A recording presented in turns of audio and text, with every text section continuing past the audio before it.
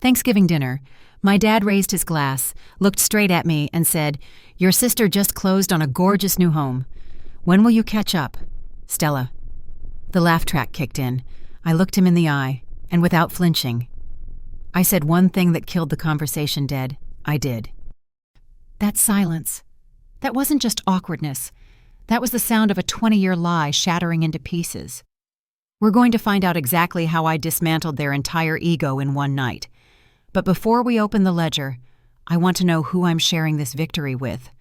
Stop scrolling for just a second and tell me in the comments, where are you watching this from? And what time is it on your clock right now? Are you watching late at night in New York? Or starting your morning in London? I honestly love reading your comments and seeing how far our stories travel. It makes me feel like we're all in this room together. Done. All right. Now, let's go back to the moment I decided to stop paying for permission to be loved. The blue light of the dual monitors was the only thing keeping the room from total darkness. It was 11:42 p.m. on a Tuesday. The city outside my window, Seattle, not that it mattered, because my life was mostly confined to these four walls, was asleep, or at least pretending to be. Inside, the only sound was the rhythmic, almost hypnotic clack, clack, clack of my mechanical keyboard. I was fixing a disaster, not mine, of course, a client's. A mid-sized logistics firm had sent me their Q3 books in a panic, their margins bleeding out from a wound they couldn't find. I found it in 10 minutes, duplicate vendor invoices. A sloppy, amateurish error is buried in column J. I highlighted the cell, applied a conditional formatting rule to turn the discrepancy bright red, and felt that familiar cold wash of satisfaction. This was my world. A world where errors could be isolated, quantified, and deleted. A world where sum A1 A50 always equaled the truth. My title was Operations Consultant, but my family just called me the stable one. They didn't mean it as a compliment. They meant it the way you talk about a foundation garment or a spare tire, essential, boring, and invisible until something goes flat. I took a sip of coffee. It had gone stone cold 3 hours ago, bitter and acidic, but I swallowed it anyway. I was just reaching for the mouse to save the file when the silence was shattered. Bzzzt, bzzzt. My phone, resting face up on the mahogany desk, began to vibrate against the wood. The sound was aggressive, drilling into the quiet I had carefully constructed. I didn't need to look at the screen to know who it was, but I looked anyway. Mom. No picture. Just the letters glowing white against a black background. My stomach did that thing it always did, a physical clench, a reflex honed over 3 decades of conditioning. It was the body's response to a threat. In the wild, animals freeze when they hear a predator. In my family, we answer the phone. I stared at the device. It was late. A call this late never meant hello. It never meant, "How are you, Stella?" It meant catastrophe. It meant Kara. I picked it up. I didn't swipe to answer immediately. I watched the timer count up the seconds of my hesitation. 1, 2, 3. Hello? My voice was dry, unused for hours. Stella? There was no greeting. There never was. My mother's voice was high, pitched to a frequency that suggested she was on the verge of hyperventilating. It was her director voice, the one she used when she was setting the stage for a tragedy where she was the martyr and I was the audience. "Mom, it's midnight. Is Dad okay?" "It's your sister." She let out a practiced sob, a sharp intake of breath that sounded like a tear in fabric. "She's in a terrible situation, Stella, a terrible misunderstanding." I closed my eyes. I could see the spreadsheet behind my eyelids, the safe red cells. What happened? She's at the station, the police. Stella, can you imagine? Kara, the police. I opened my eyes. I didn't stand up. I didn't pace. I sat perfectly still. "Why? It's this venue deposit for her launch party." Mom rushed on, the words tumbling over each other. "The organizer claims the check bounced, but you know how the banks are. They probably put a hold on it because of the holiday, and now they're calling it fraud. Stella. They impounded her car. She's stuck there." "Kara wrote a bad check." I said it flatly. It wasn't a question. "It was a mistake." Mom's voice sharpened, the weeping vanishing instantly, replaced by the enforcer tone she usually borrowed from Dad. She's an artist, Stella, not an accountant. She doesn't look at the dates on these things. She's terrified. She's crying her eyes out. I looked at the framed photo on my desk. It wasn't my family. It was a photo of a landscape in Dublin, a place I had promised myself I would go to when I had saved enough. "What do you need, Mom?" $5,000. The number came out fast. "The venue owner says if we wire the cash plus the convenience fee tonight, he'll drop the charges and release the car. We have to do it now. Dad's blood pressure is already through the roof. I can't let him handle this." $5,000, I repeated. "I need you to transfer it to Kara's Venmo, immediately. I'll text you the handle, though you should have it saved." "Mom, don't start." She cut me off. "Don't give me a lecture on liquidity. We all know you have it. You're the only one who ever keeps things together. You sit in that apartment with nothing to spend it on. Your sister needs support right now. This is her dream." Your sister's creative spirit just needs support. How many times had I heard that? I pulled the phone away from my ear. I put it on speaker and set it down on the desk, next to my keyboard. "Stella, are you there?" I minimized the client's spreadsheet. I opened a new browser tab. I logged into my bank account. The Face ID scanned my features' tired eyes, tight jaw, and the dashboard loaded. There it was. The Freedom Fund. The number was bold and black.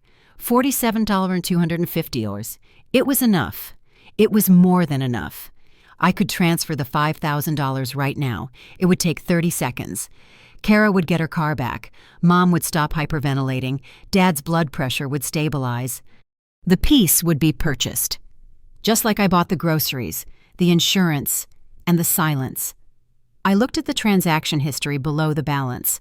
Auto transfer to Dad, $400 phone plan. Venmo to Kara, $250 groceries / an emergency. Zelle to Mom, $1 $200 medical copay. It wasn't a ledger anymore. It was a map of my own exhaustion. "Stella?" Mom's voice was tinny coming through the speaker. "Why are you being silent? This is an emergency." I stared at the balance. $47,250. That money wasn't just currency. It was a day of my life. It was nights like this, sitting in the dark, fixing other people's mistakes. It was the trips I didn't take, the clothes I didn't buy. If I sent the money, I wasn't helping. I was paying for permission to be loved. My hand hovered over the mouse. I felt a physical sensation, like a drop in temperature in the center of my chest. It wasn't anger. Anger is hot. This was something else. It was cold. It was precise. It was the feeling of a spreadsheet balancing out to zero. "I'm checking," I said to the phone. My voice sounded strange to my own ears. Steady. "Hurry up. She's waiting." I looked at the transfer button. Then, I moved the cursor. I moved it up to the log out button. Click. The screen went black. I picked up the phone. "Mom, did you send it?"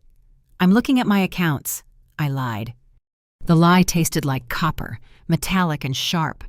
I had never lied to them about money. I had always been the open vault. I can't move it." "What do you mean you can't move it?" "I don't have the liquid cash available," I said. "I moved everything into a fixed-term bond yesterday. It's locked for 6 months." The silence on the other end was absolute. It wasn't the silence of peace. It was the silence of a vacuum, sucking the air out of the room.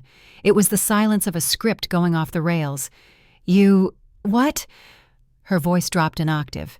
The tears were gone. The panic was gone. Now, it was just ice. "I don't have it, Mom. I can't help." "You always have it," she hissed. "You're the stable one. You don't take risks. You don't lock up money." "I did," I said. "It's done. Undo it. Call the bank." "It's midnight. Mom, there's no one to call." "So you're going to let your sister rot in a jail cell over a clerical error? You're going to do that to us?" My heart was hammering against my ribs, a frantic, bird-like rhythm, but my hand, resting on the cool mahogany of the desk, was perfectly still. "I can't send what I don't have, Salwa," I said. "I have to go back to work." "Stella, if you hang up—" I tapped the red icon. The call ended. The room went quiet again. The hum of the refrigerator returned. The blue light of the monitor washed over my hands. I stared at the phone, waiting for it to ring again. I knew it would. I knew this was just the opening shot. But for the first time in my life, the money was still in my account. The number hadn't changed. $47 and $250. I picked up the phone again, my thumb hovering over the side button. I didn't turn it off. Instead, I toggled the little switch on the side. Silent mode. Then I placed it face down on the desk, opened the spreadsheet, and typed corrected entry. The house on Maple Street was a lie painted in eggshell white. From the curb, it looked exactly the way my mother wanted it to look, a monument to upper-middle-class stability. The hedges were trimmed into geometric submission. The shutters were a fresh, glossy black. The lawn was a shade of green that didn't exist in nature, achieved through chemical intervention and a landscaping bill I paid every third Tuesday. I parked my sedan 3 houses down. I didn't want to block the driveway. That space was reserved for guests, or for Kara, if she decided to show up. I checked my watch. 6:58 p.m. I reached into the passenger seat and picked up the gift bag. Inside was a bottle of 2018 Caymus Cabernet and a box of artisanal truffles. The wine alone cost $80. The truffles were $40. It was the entry fee for Sunday dinner. I walked up the driveway. I could see the cracks in the asphalt that had been hastily filled with tar sealant, a cosmetic fix for a structural problem. Just like us. I rang the doorbell. I didn't use my key. I hadn't used my key in years. Stella. The door swung open. My mother, Margaret, stood there in a silk blouse that I knew for a fact was dry clean only, though I also knew she threw it in the wash because she didn't understand maintenance. She smiled, but it didn't reach her eyes. Her eyes were scanning me, checking for defects. "You're right on time," she said, leaning in for a hug that involved no actual contact, just a brushing of cheeks and the scent of expensive perfume masking the smell of stale gin. As always. "Hi, Mom." I stepped inside. The foyer was stiflingly warm. The thermostat was cranked up to 75, burning oil we couldn't afford. "Is Dad home?" "In the den. He's meditating." That was code for watching Fox News with a scotch. She took the wine bag from my hand without looking at it. "Kara isn't here yet." She texted. "Something about a crisis with her wardrobe stylist. You know how she is." "I know," I said. We moved into the kitchen. It was the stage for my mother's performance of domestic bliss. Copper pots hung from a rack, gleaming and unused. The actual cooking was happening in a slow cooker on the counter, a pot roast that smelled rich and savory. "Here," Mom said, handing me a knife and a bag of radishes. "Make yourself useful, darling. The salad needs texture." I put my purse down on a stool. The leather was soft. Quiet luxury. Unseen by her, and started chopping. Chop, chop, chop. The rhythm was soothing. "So," she said, stirring a sauce that looked separated. "We haven't spoken since the other night." She didn't look at me. She was testing the waters. "No," I said. "We haven't. Your father and I handled it," she said, her voice dropping to a conspiratorial whisper. "We moved some things around, called in a favor. It was humiliating. Stella. Absolutely humiliating to have to beg strangers when family." She let the sentence hang there, unfinished, heavy with implied guilt. I kept chopping. The knife hit the cutting board with a steady, dull thud. "I'm glad she's okay. She's fragile right now, so please, let's just have a nice dinner. No lectures about interest rates, no brooding." "I never brood, Mom. I calculate." The front door slammed open. "I have arrived." The energy in the house shifted instantly. It was like a vacuum seal had been broken. My father emerged from the den, his heavy footsteps thumping against the hardwood. Mom abandoned the sauce. Kara swept into the kitchen. She looked like a hurricane that had passed through Sephora. Her hair was perfectly undone. That beach wave look that took 2 hours and 3 different products to achieve. She was wearing a cream-colored slip dress that clung to her frame, throwing a pashmina scarf over her shoulder like a 1940s film star. "Traffic was murder," she announced. dropping her keys on the counter right next to my neatly chopped radishes. She didn't look at me. She looked through me. "Daddy, tell me you have a drink. I am parched." "For you, anything," Dad said, beaming, his face, usually red and tight with stress, softened into pure adoration. "My star is home." We moved to the dining room. The table was set with the good china, the Wedgwood plates with the gold rim. I sat in my usual spot, the side facing the kitchen, so I could get up to refill water glasses without disrupting the flow. Dad poured the wine, my wine, into Kara's glass. He filled it to the brim. "To Kara," he said, raising his glass, "for navigating a week of absolute hell with the grace of a queen. That venue owner was a crook, honey, a crook. You were right to stand your ground." Kara sighed, a tragic, beautiful sound. "It's hard having a vision in a world that only cares about paperwork, Daddy." They tried to crush my spirit over a clerical error.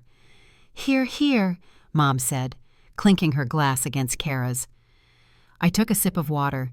The irony tasted metallic. "Actually," I said, my voice cutting through the murmurs of validation, "I had some news." 3 pairs of eyes shifted to me. They looked surprised that I was speaking. "I closed the Seattle contract," I said, keeping my tone even.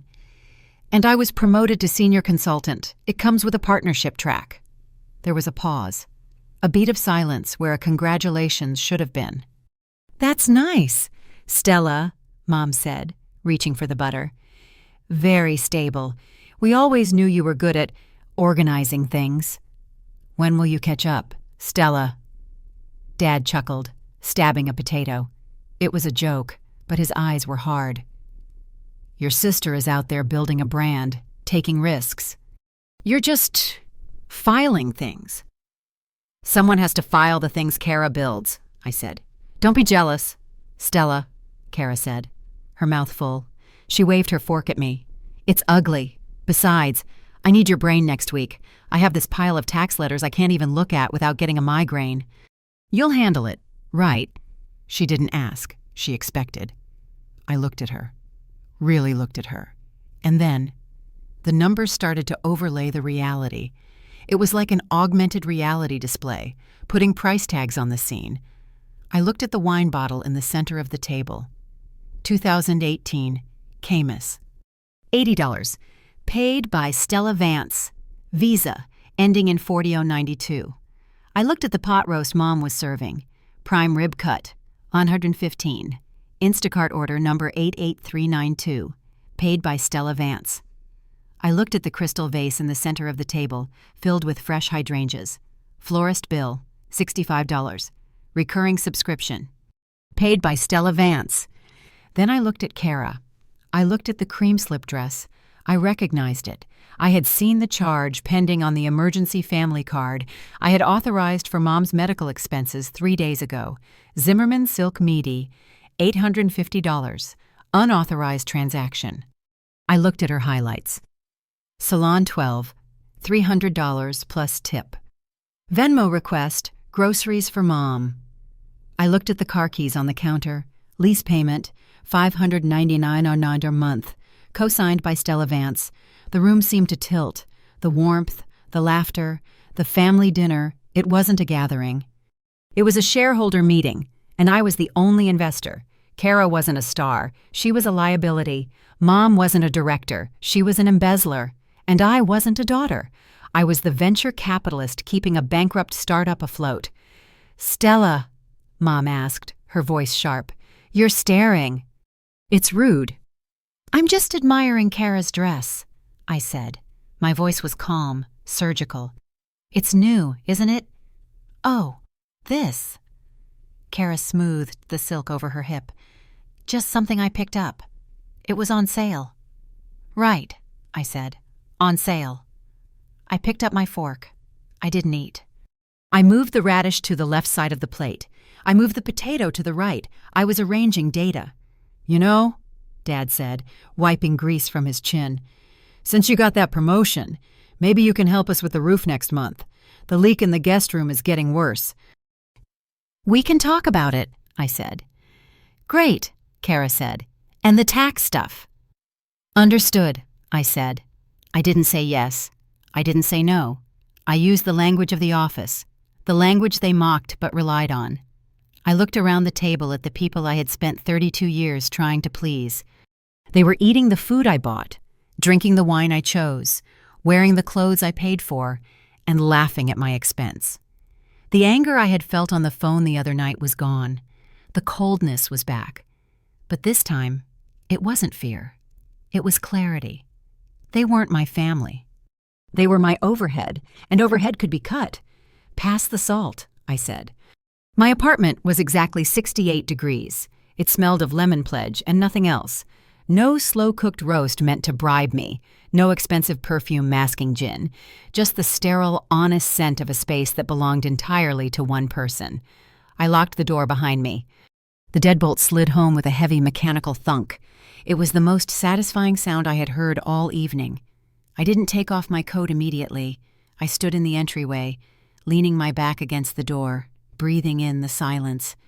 At my parents' house, the air was always thick with expectations, with complaints, with the humidity of my mother's nerves and my father's bluster. Here, the air was thin, clean, mine. I kicked off my heels, lining them up perfectly on the mat. I walked into the living room, stripping off the blazer that I wore like armor. I hung it on the back of my ergonomic chair. I didn't turn on the overhead lights. I didn't need to see the furniture I had bought with money I actually earned. I needed to see the data. I sat down at my desk. My personal laptop, a sleek aluminum machine that contained my real life, was sleeping. I tapped the space bar. The screen flared to life, casting a blue pallor over my hands. I didn't go to social media. I didn't check my email. I opened Excel. I had a file saved on my encrypted drive. I had named it simply vanceconsolidated.xlsx. For years, this file had been a coping mechanism, a place where I logged the help I gave them, telling myself I was just being organized. The human equivalent of a spreadsheet. That's what I was.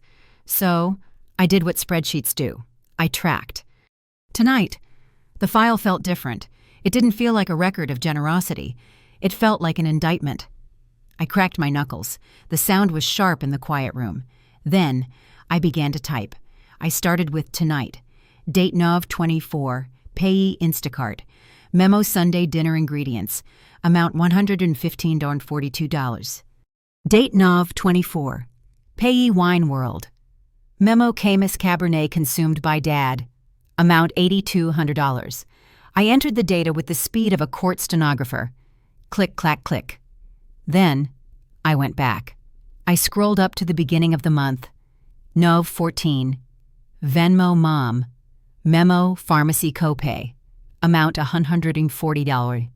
I paused. I remembered that day. Mom had called, weeping about her migraines. I had sent the money within 3 minutes.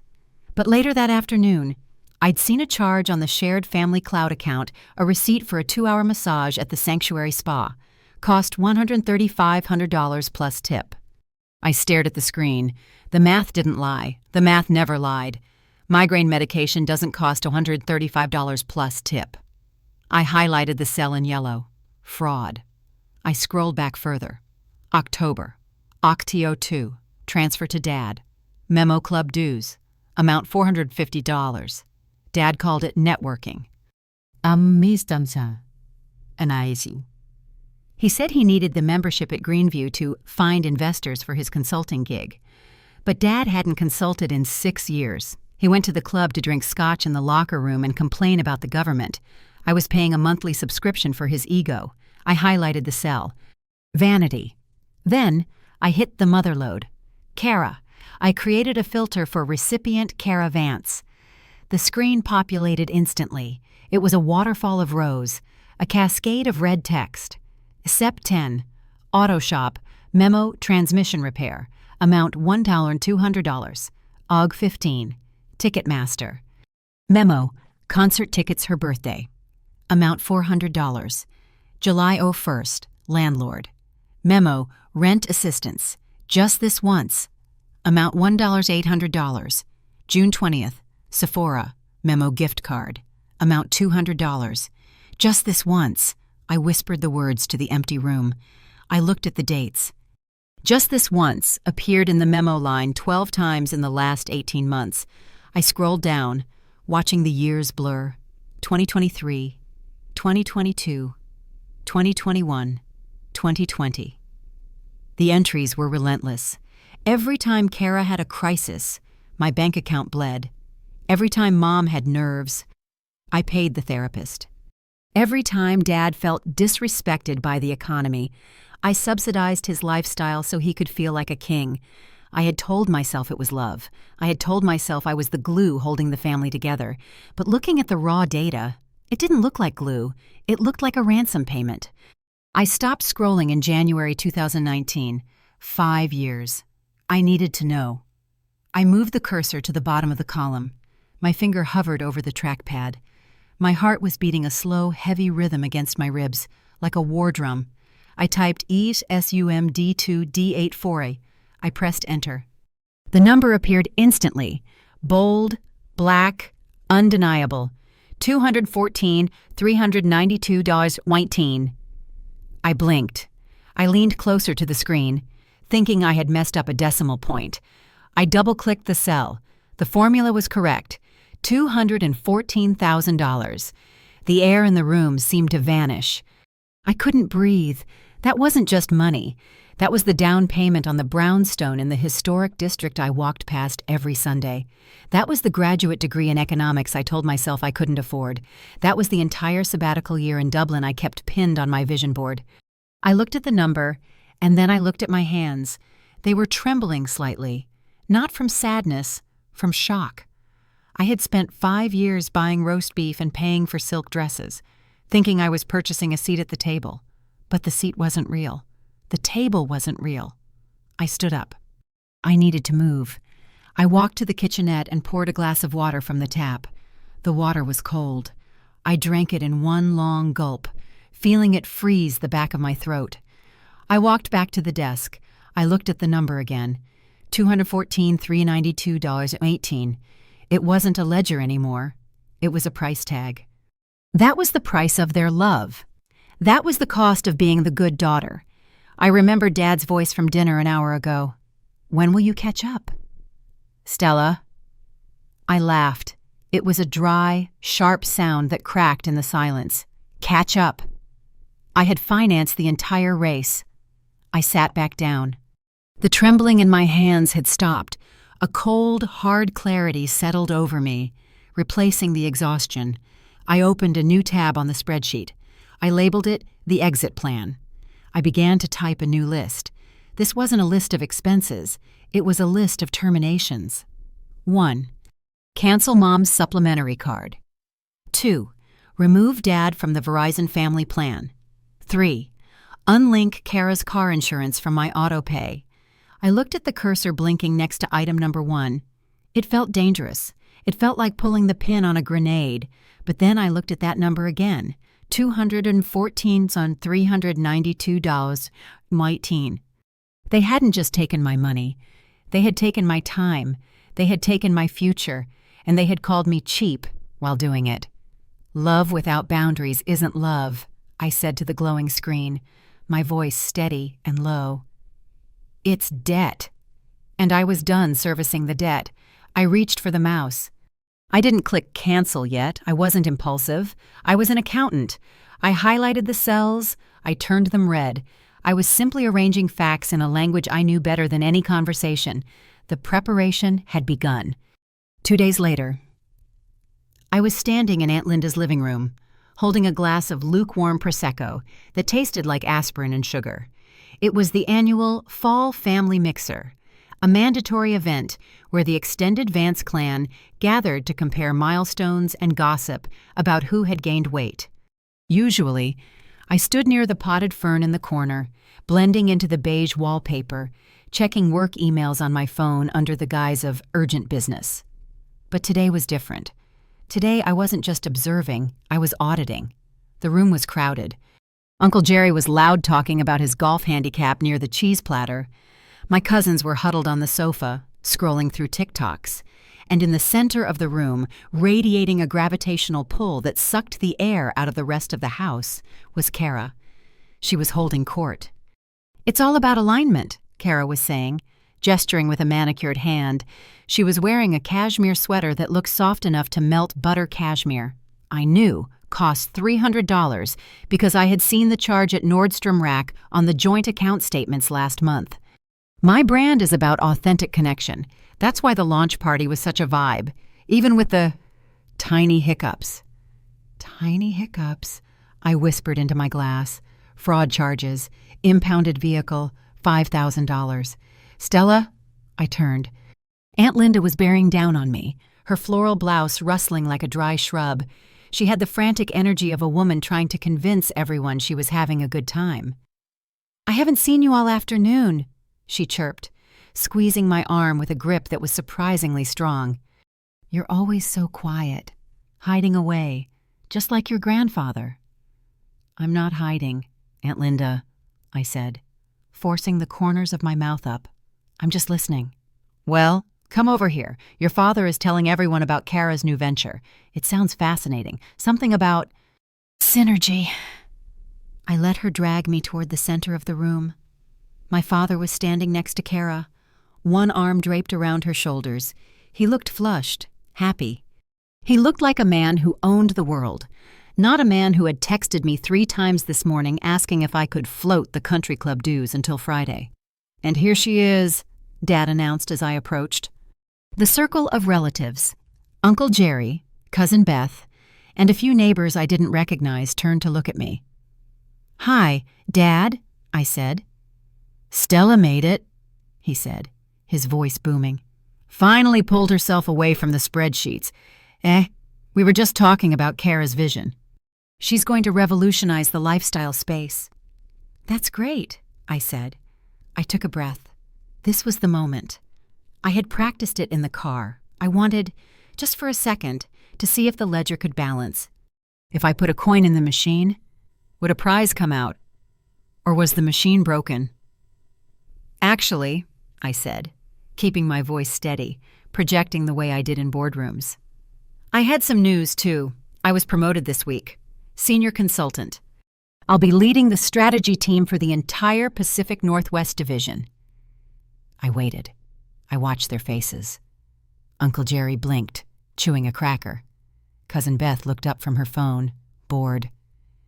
That's nice, honey, Mom said from the periphery, smoothing a napkin. Very sensible. Good benefits, I assume. It's a partnership track, I added, a little desperation leaking into my tone. It's a big deal. The firm represents boring. Dad barked a laugh, cutting me off with a wave of his hand. It wasn't a malicious wave, exactly. It was dismissive, the way you wave away a fly. Details, details. Stella loves her details, but look at this. He grabbed Kara's arm and lifted it, displaying the handbag hanging from her elbow. It was a Dior saddlebag, black calfskin, gold hardware. My eyes narrowed. I knew that bag.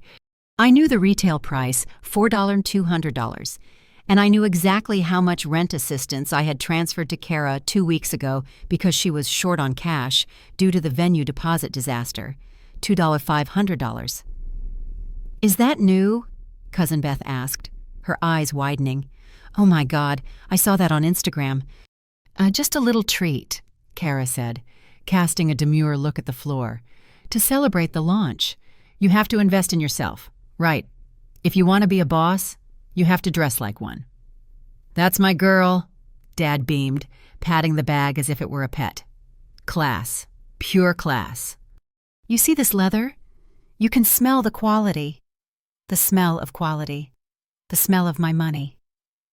It's lovely, Aunt Linda cooed. Stella, don't you love it? You should get one. Spice up that uniform of yours. She gestured vaguely at my charcoal blazer. It was a theory blazer, tailored. Professional. I had paid for it with my own money, saved from my own paycheck. I don't think a $4,000 bag is a wise investment right now, I said. The words slipped out before I could stop them. Not with the interest rates where they are. The air in the circle changed. It grew tight. Dad's smile didn't fade, but it hardened. It turned into that rictus grin he used when a waiter got his order wrong. There she goes, he said. loud enough for the next room to hear. He looked around the circle, inviting them to join the joke. The comptroller, always counting pennies. Stella, honestly, you're so tight you squeak when you walk. A ripple of laughter went through the group. Uncle Jerry chuckled. Good one, Bob. I'm serious, Dad continued, emboldened by the audience. He pointed a finger at me, a finger that bore a gold signet ring I had paid to have resized for his birthday last year. You make good money now, right? Senior consultant. So why do you still drive that beat-up Honda? Why do you dress like a librarian? I like my car, I said. My voice was quiet. It's paid off. It's embarrassing, Kara chimed in. She wasn't looking at me. She was inspecting her cuticles. I told you, Stella. I could style you. I could get you a discount, but you just refused to evolve. She's a miser, Dad declared. He toasted me with his Scotch glass. To Stella, the richest person in the graveyard. Learn to live a little, kid. Be like your sister. She understands that money is energy. It has to flow. Flow. Yes, it flowed. It flowed from my direct deposit, through the veins of the banking system, into their pockets, and turned into leather bags and scotch and approval. My heart was hammering against my ribs. I felt the heat rising up my neck, the swallowing fire feeling. It was a physical burn, hot and corrosive. I wanted to scream. I wanted to pull up the spreadsheet on my phone and airplay it on Aunt Linda's flat-screen TV. I wanted to show them the rows, the red cells. I wanted to shout, "You are drinking my blood," and calling it wine. But I didn't. I looked at Dad. I looked at his flushed, entitled face. I looked at Kara, preening with her stolen trophy. I looked at the relatives, smiling their polite, clueless smiles. If I screamed, I would be the crazy one. I would be the drama. I would be the villain who ruined the party. I took a breath. I held it. I pushed the fire down, deep into my gut, where it settled into a cold, hard stone. I clamped my jaw shut. Then, I pulled my lips back. I smiled. It wasn't a real smile. It didn't reach my eyes. My eyes were dead. It was a mechanical action, a muscular contraction required to end the transaction. "You're right, Dad," I said. My voice was smooth, featureless. I should learn from Kara. Exactly. Dad slapped his knee, satisfied that he had taught me a lesson. That's the spirit. I'm going to get a refill, I said. I turned around. I didn't walk fast. I didn't stomp. I walked with the measured, even pace of a woman leaving a burning building who has already checked the insurance policy. I walked into the kitchen, past the deviled eggs, past the laughing cousins. I put my full glass of Prosecco down on the counter. I didn't drink it. I didn't want their bubbles. I walked out the back door, into the cool November air of the patio. The noise of the party faded to a dull roar behind the glass. I pulled out my phone. I opened the spreadsheet. I scrolled down to the line item I had added this morning, potential Christmas bonus gift for Dad Golf Clubs, $1, $200. I highlighted the row. I hit delete. The row vanished. The cell went white. The total at the bottom of the sheet dropped. I stood there in the cold, staring at the screen. The fire in my throat was gone. I felt light. I felt clean. I wasn't cheap. I was closed for business. The coffee shop was in the Crossroads district, a place of exposed brick and industrial lighting that felt more like a laboratory than a cafe. It was quiet.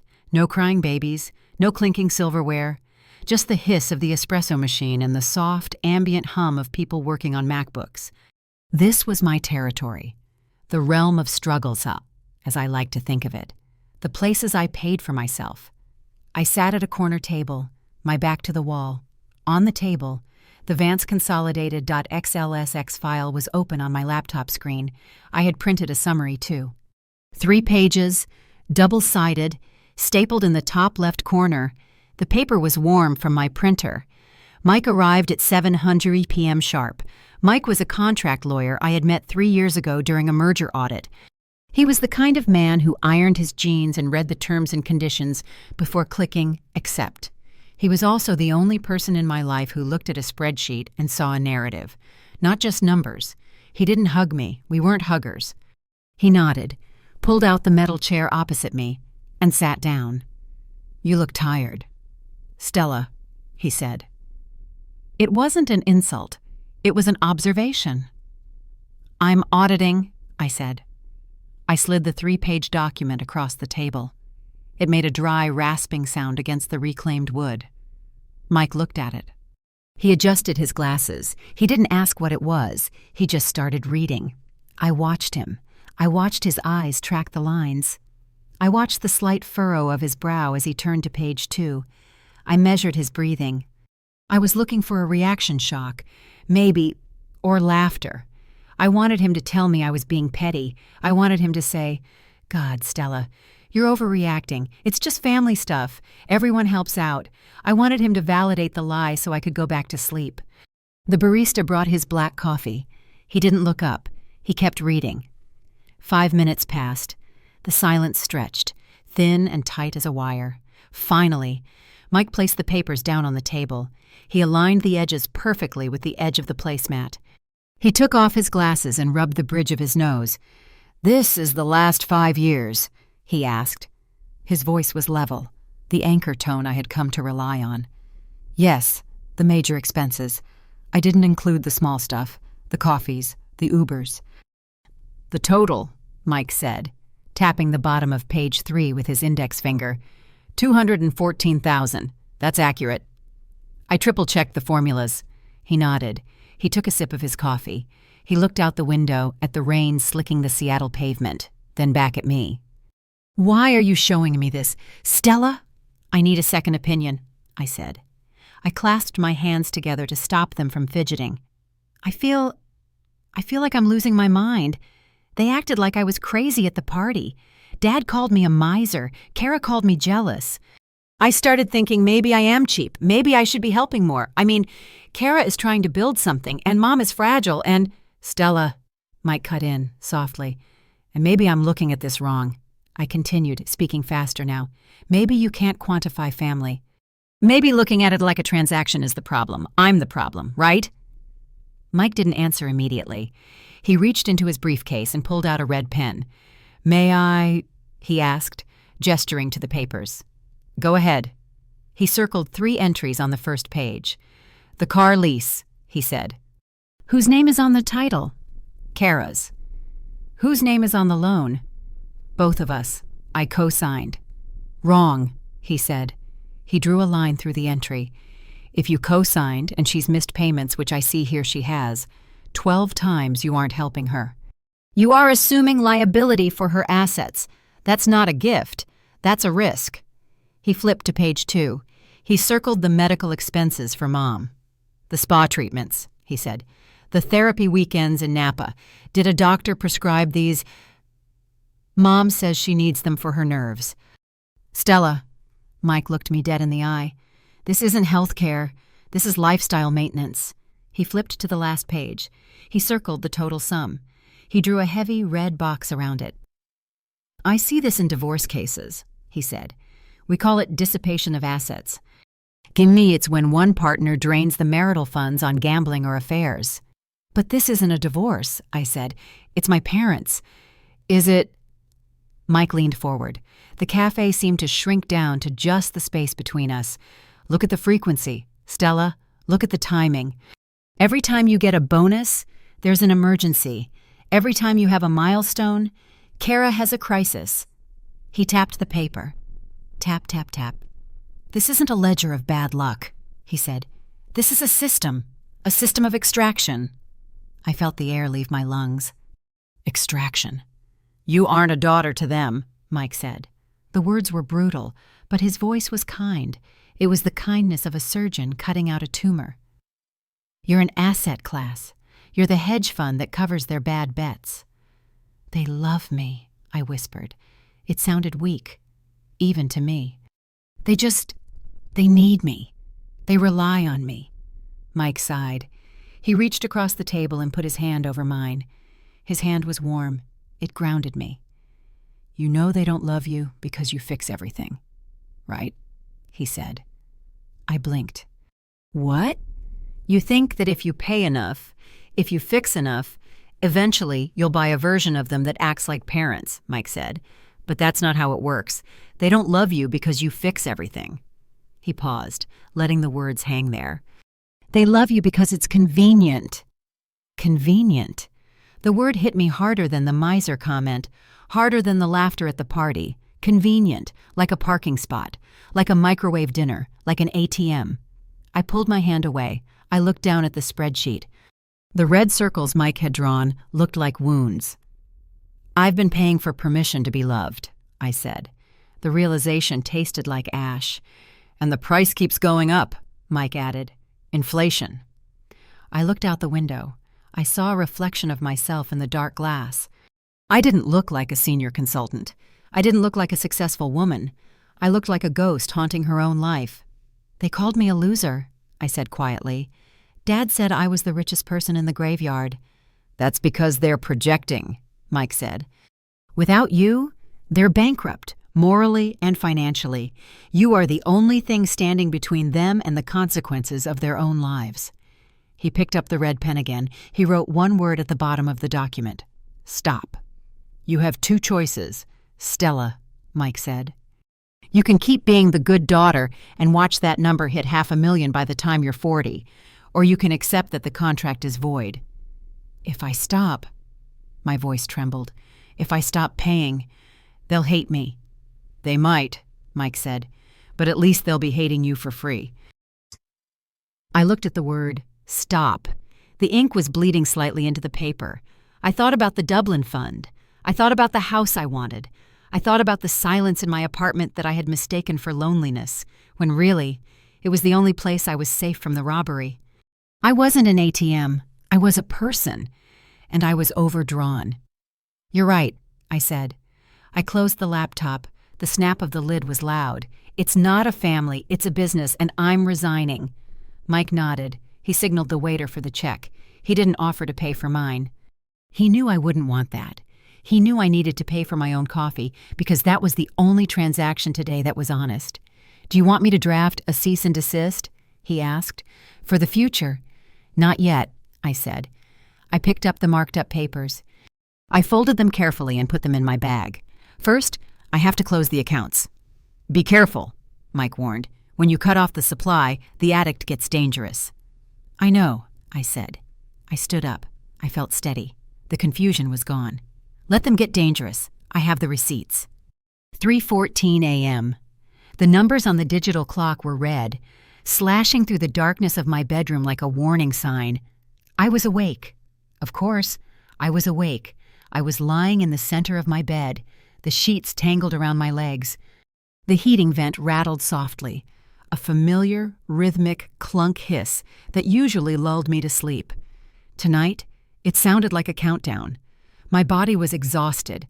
My limbs felt heavy, leaden, sinking into the mattress. But my mind was a centrifuge, spinning at 10,000 revolutions per minute. Asset class, extraction system. They love you because it's convenient. Mike's words were bouncing off the walls of my skull. I closed my eyes, trying to visualize a blank spreadsheet, my usual trick for insomnia, but the cells wouldn't stay empty. They were filled with red ink. They filled with Kara's smirk. They filled with the image of my father raising a glass of scotch that I paid for, toasting to my sister's vision. I sat up. The sudden movement made the room spin slightly. I kicked off the duvet. I needed water. I needed air. I needed to stop thinking. I walked into the living room. The street lights from below cast long, distorted shadows across the floor. I didn't turn on the lamp. I liked the dark. The dark didn't ask for anything. My phone was sitting on the kitchen island where I had left it, face down, in Do Not Disturb mode. I had put it there like a quarantined object, a biohazard. I poured a glass of water from the filter pitcher. My hand was shaking, just a tremor, a tiny physiological betrayal. I took a sip. Then, the screen lit up. It bypassed Do Not Disturb. Of course it did. I had set my parents as emergency contacts 5 years ago, back when I thought an emergency meant a car accident or a heart attack, not a bounced check or a bruised ego. The room was suddenly bathed in a harsh, artificial white light. Mom, 3:17 a.m. I stared at the name. My heart did that familiar stutter step, the guilt reflex. It was a Pavlovian response. Bell rings, dog salivates, phone lights up. Stella panics. I shouldn't look. Mike had said, when you cut off the supply, the addict gets dangerous. But I was an addict too. I was addicted to fixing it. I picked up the phone. The glass felt cold against my palm. I unlocked the screen. The message expanded. Mom, Stella, are you up? I can't breathe. My chest feels tight again. Your father is pacing the hallway. We don't know how we're going to pay the property tax next week.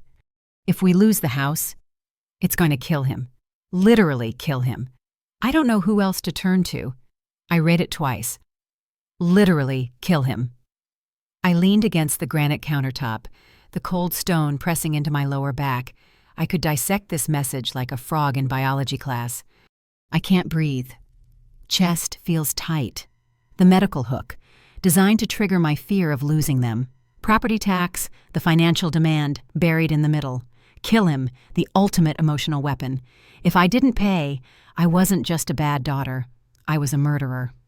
My thumb hovered over the banking app icon. It was muscle memory. It would be so easy. I had the money. The property tax was probably, $6,000. I could transfer it now. I could text back handled, go to sleep, Mom, and then my chest would loosen. The swallowing fire sensation in my throat would cool. I would be the hero. I would be the stable one. They love you because it's convenient. I pulled my hand back as if the screen had burned me. I looked at the message again. We don't know who else to turn to. That was a lie. They knew exactly who to turn to. They turned to the path of least resistance. I felt a wave of nausea. It was physical, roiling in my gut. This wasn't love. This was a hostage negotiation. And they were holding their own health hostage. I needed to reply. I needed to say something. No. Or I can't. Or ask Kara. But I couldn't. My fingers felt paralyzed. The training was too deep. If I said no, the guilt would eat me alive before sunrise. If I said yes, I would be signing my name on the bottom of my own death warrant. I swiped away from the messaging app. I couldn't look at her words anymore. I opened the Notes app. It was a blank white page, a fresh sheet. No rows, no columns, no formulas, just space. I started to type. I didn't type a reply to her. I typed to myself.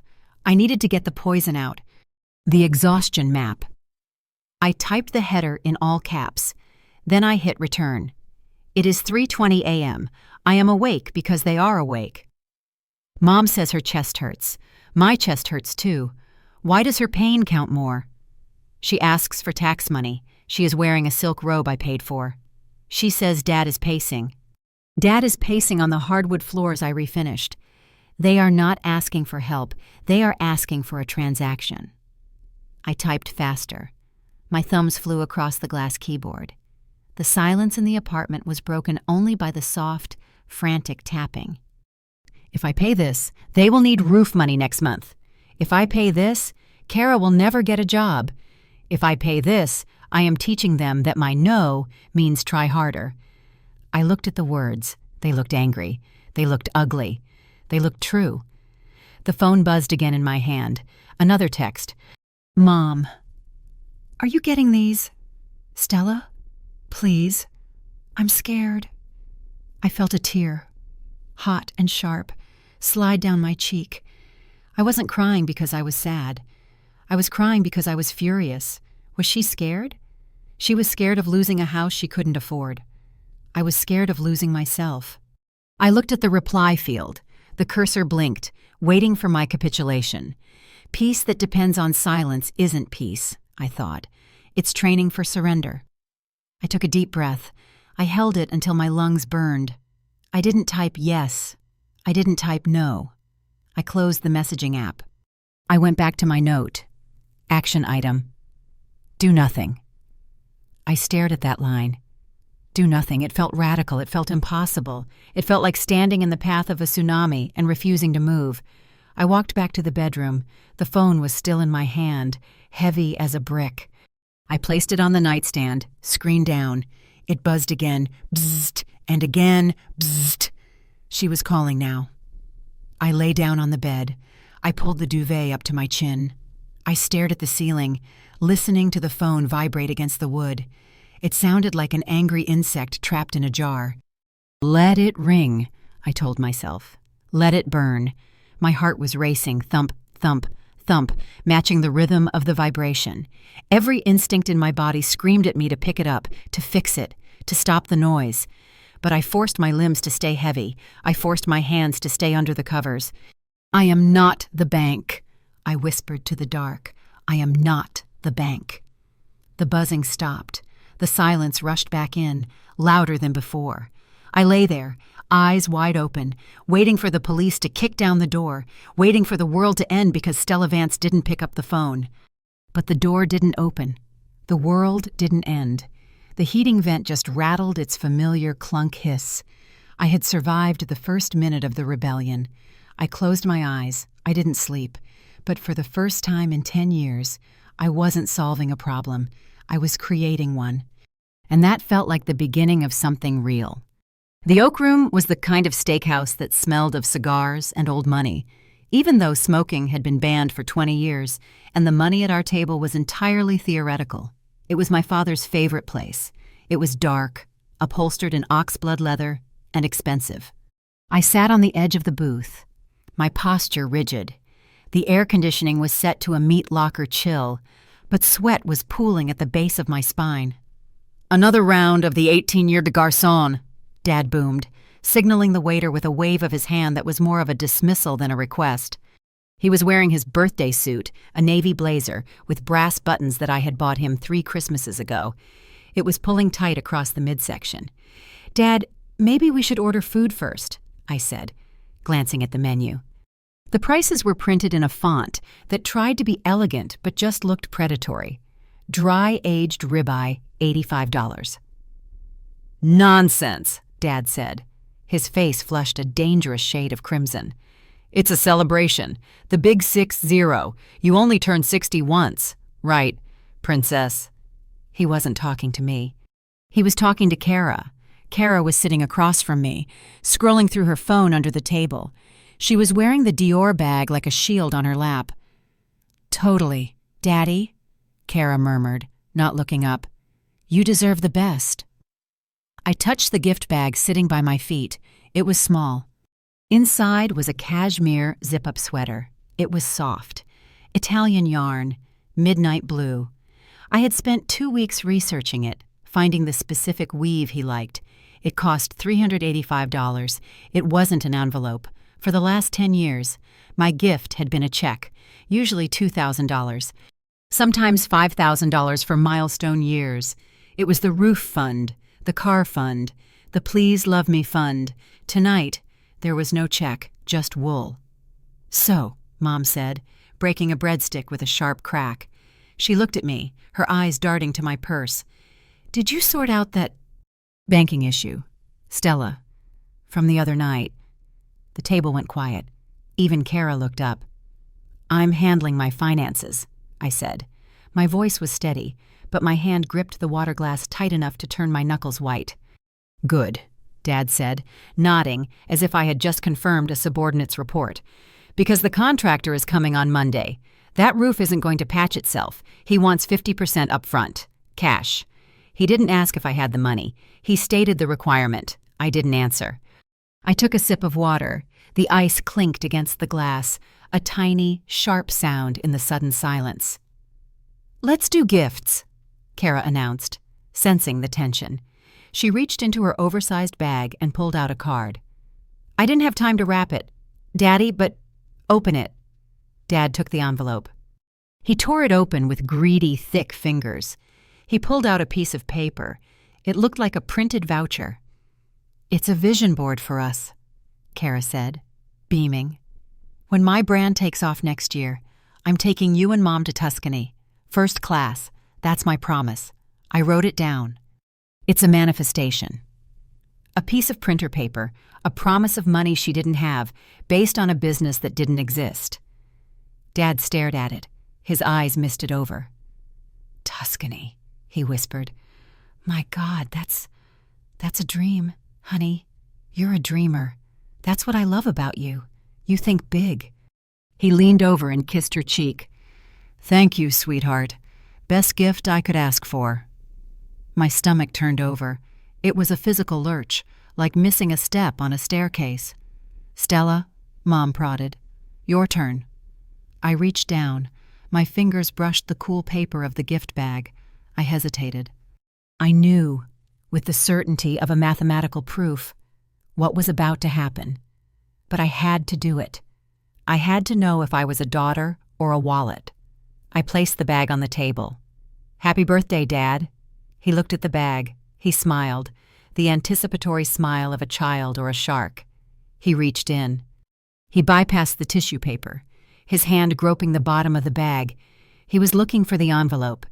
His hand came up empty. He frowned. He pulled out the sweater. He held it up. The soft blue wool dangled from his grip, limp and expensive. He looked at the sweater. Then he looked into the bag again. He shook it upside down. A piece of tissue paper fluttered onto the white tablecloth. Nothing else fell out. "What is this?" Dad asked. His voice wasn't loud yet. It was confused. "It's cashmere," I said. "Italian. It's the same ply as that one you liked in the magazine. I thought, for the golf club.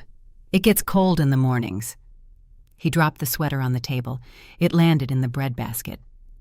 "A shirt," he said. "It's a sweater, Dad. I don't need a shirt, Stella," he said. The crimson in his face deepened to purple. "I need a roof."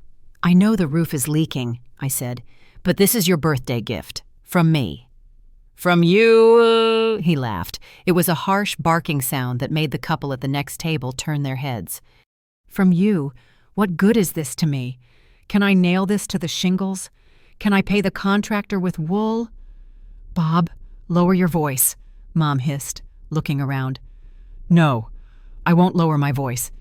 Dad slammed his hand on the table. The silverware jumped. "She knows. She knows we're drowning. She sits there in her city apartment, hoarding her money, while the water drips on my head, and she brings me a shirt." "It cost $400, I said. It was a stupid thing to say. I instantly regretted it.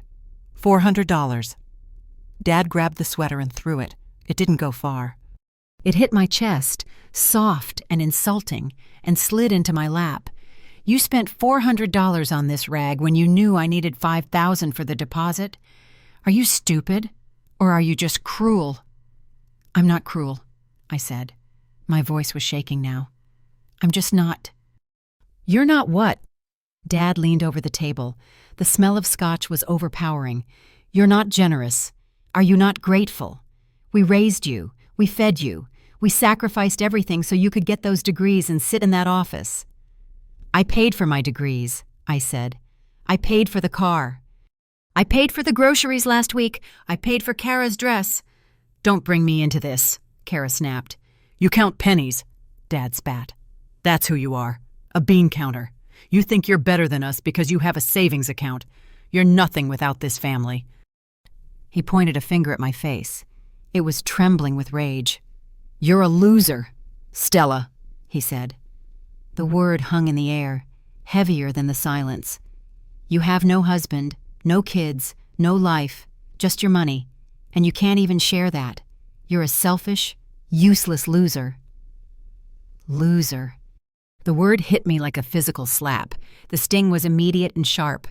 I looked at Mom. She was looking at her napkin, smoothing a wrinkle. She didn't speak. She didn't defend me. She was calculating the damage, wondering if I would still pay if she stayed quiet. I looked at Kara.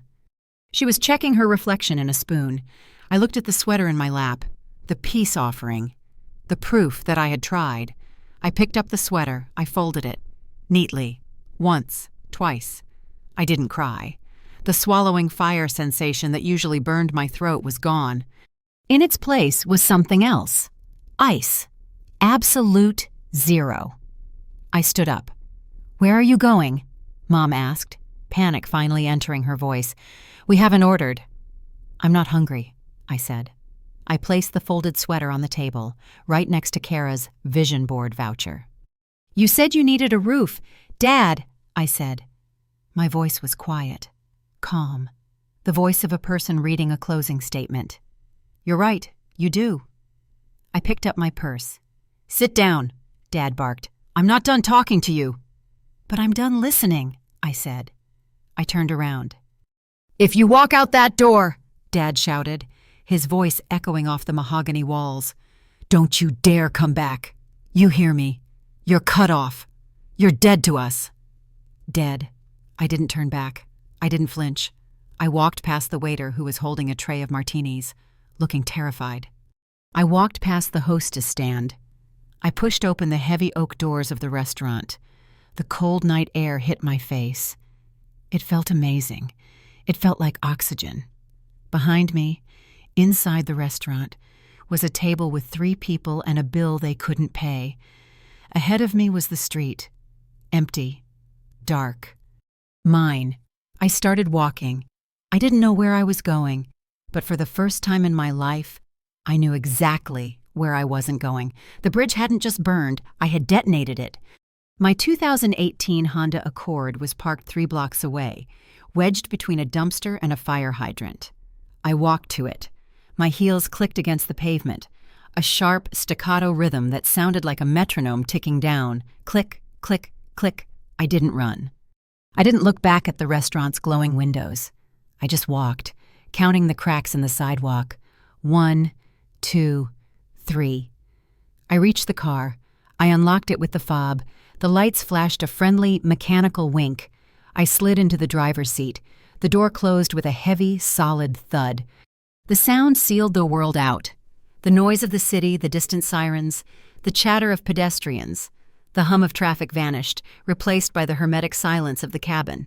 It smelled of old leather and the peppermint air freshener I kept clipped to the vent. It smelled like my life practical, organized, and solitary. I didn't start the engine. I just sat there. My hands gripped the steering wheel at 10 and 2. I waited for the crash. I knew the script. I had performed it a dozen times before. This was the part where the adrenaline faded and the shame rushed in. This was the part where I hyperventilated.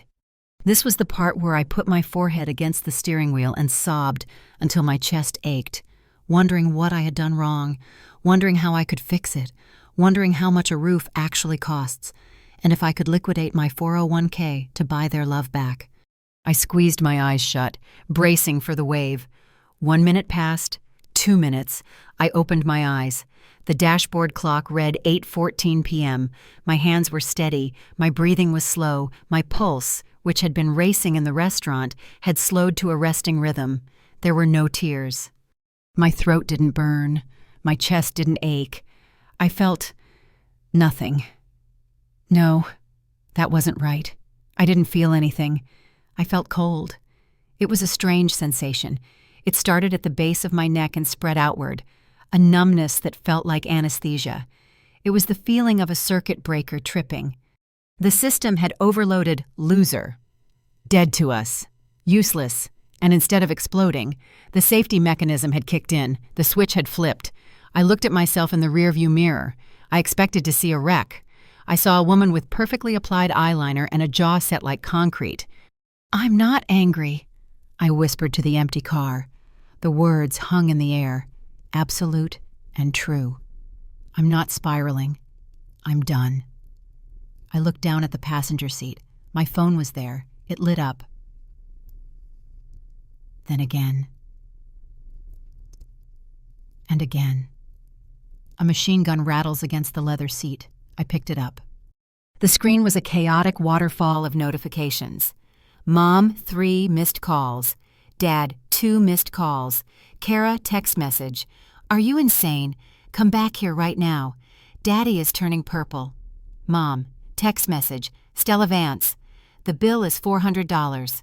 We don't have the cards. You took your purse." I read the text about the bill. A small, dry smile touched my lips.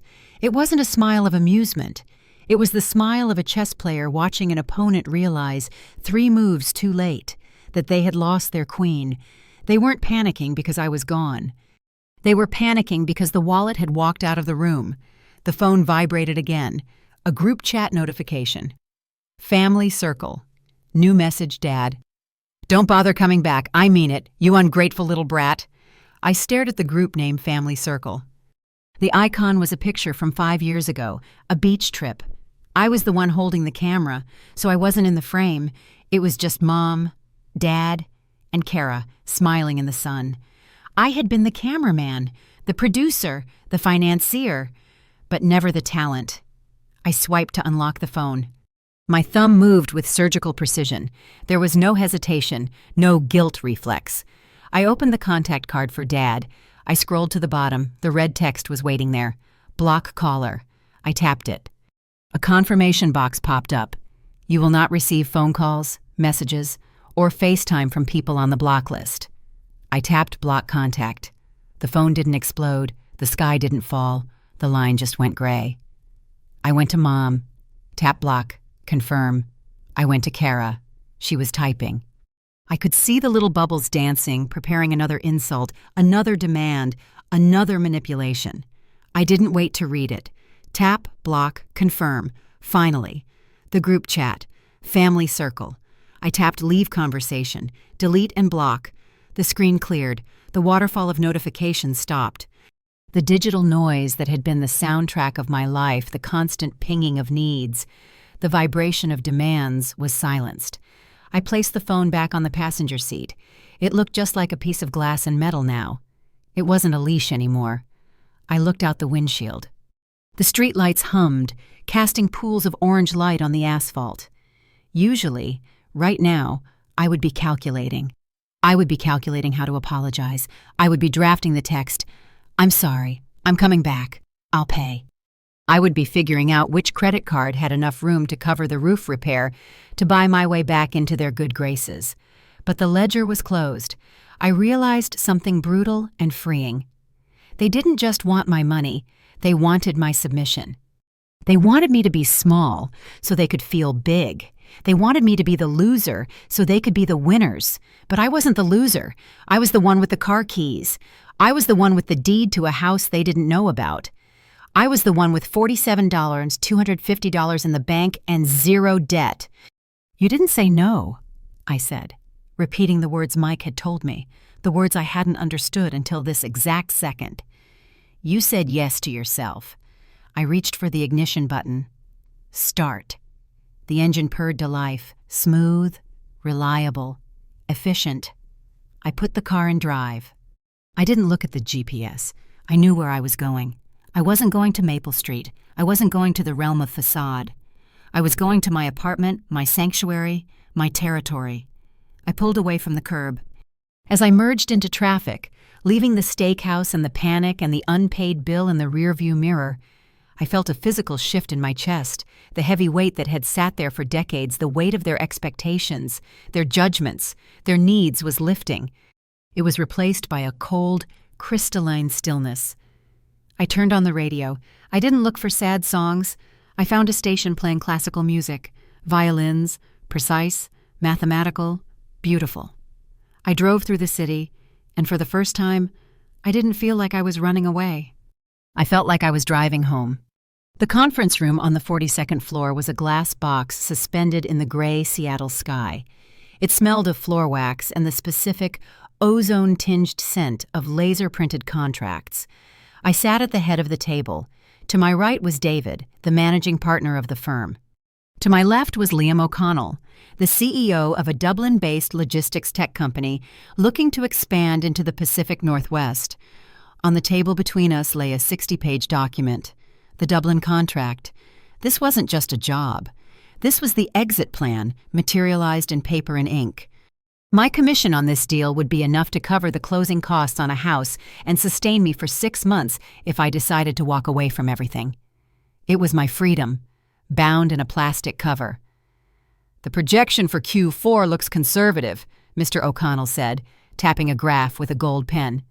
He had the kind of eyes that assessed value instantly the same way I did. "You really think we can cut operational overhead by 15%? "I don't think it," I said. My voice was level, the voice of truth I used when the numbers were on my side.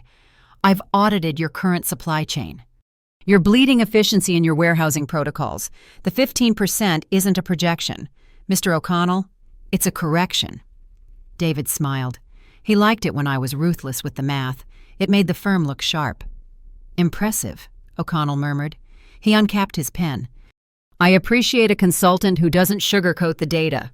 He moved the pen toward the signature line. My heart did a slow, heavy thud against my ribs. This was it.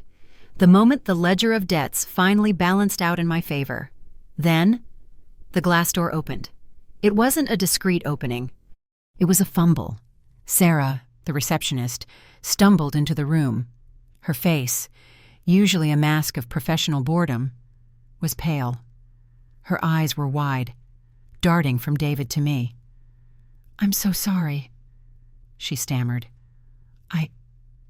I didn't want to interrupt. David frowned, his smile vanishing. Sarah, we're closing. I know, Sarah said, her voice rising in panic. But the lines, she's calling every line. David, the main switchboard, the emergency client line. She says it's life or death. I stopped breathing. My hands, resting on the table, went perfectly still. Who? David asked. Ms. Vance's mother, Sarah said. She looked at me with a mixture of pity and accusation. She says Stella has abandoned them. She told the admin team that her husband is having a heart episode, and Stella stole the funds for his medication before vanishing. The silence that followed was absolute. It wasn't the sharp silence of a power move. It was the silence of scandal. Mr. O'Connell capped his pen. He sat back, his eyes narrowing. He looked at me, not as a brilliant strategist anymore, but as a liability. A woman who steals medication money from dying parents. She's threatening to call the police to the building, Sarah whispered. She says she's sending an ambulance here because Stella won't pick up her phone. I felt the blood drain from my face, not from shame, from a cold, crystalline rage. They had crossed the line. They hadn't just insulted me at a dinner table. They had followed me into my sanctuary. They were trying to burn down the only thing I owned that they couldn't touch my reputation. This was sabotage. Organized, weaponized hysteria. Stella, David asked. His voice was cool now, distant. Do we need to pause this meeting? I looked at the phone on the conference table. The red light was blinking furiously. I had a choice. I could panic, I could cry, I could apologize and run out of the room to fix it, proving I was the drama they claimed I was. Or I could execute the cold snap. I turned my chair slowly to face Sarah. I didn't stand up. I didn't rush. Sarah, I said. My voice was an octave lower than usual, steady, monotone. Is my mother on the line now? Yes, on line 1. She's screaming. Stella. Transfer her to this room, I said, put it on speaker. David's eyes widened. Stella, are you sure? In front of a client. Mr. O'Connell deserves to know if he's doing business with a criminal, I said calmly. I waited. The phone on the table chirped. I pressed the speaker button. Hello! My mother's voice exploded into the acoustic perfection of the boardroom. It was shrill, distorted by the speakerphone, but undeniable. Is someone there? My daughter is refusing to— I'm here, Mother, I said. I sat with my hands folded on top of the Dublin contract. Stella. And the relief in her voice was instant, followed immediately by the performance. Oh, thank God. Your father— He's clutching his chest. Stella, the stress. You walked out. The bill. We don't have the medication money. How could you steal from us and leave him to die? I looked at Mr. O'Connell. I held his gaze. Mother, I said, you are on speakerphone in a board meeting with my managing partner and an international client. There was a pause, a glitch in the simulation. I don't care, she shrieked, doubling down. Let them hear. Let them know their precious senior consultant is a monster who leaves her family destitute. Mother, I cut in, surgical. Did you or did you not receive a transfer of $1,400 on the 14th of this month for medical expenses? That's not the point. Did you, I continued, my voice overriding hers like a steamroller, spend that money at the Sanctuary Spa on November 15th, I have the receipt time-stamped at 2:15 p.m. Silence. Thick, heavy silence from the speaker. "And Dad?" I said. "Is he clutching his chest, or is he clutching the bill for the $400 sweater I gave him, which he threw at me because it wasn't cash? You ungrateful." Her voice wavered. She realized the audience wasn't sympathetic. She realized she had walked into a trap. "I am recording this call for legal documentation." I lied. I wasn't recording, but she didn't know that. "If you call this office again with false allegations of theft or abandonment, I will have the firm's security team file a report for harassment and extortion. Do you understand?" "You wouldn't," she whispered. "I blocked your number for a reason," I said. "Do not call here again." I reached out and pressed the button. Click. The line went dead. The room was silent. Sarah was staring at me with her mouth slightly open. David looked stunned. I turned slowly to Mr. O'Connell. He was looking at me. He wasn't looking at me with disgust. He was looking at me with something else. Respect. "My apologies," I said. I didn't smooth my hair. I didn't fidget. "My family is currently undergoing a financial restructuring.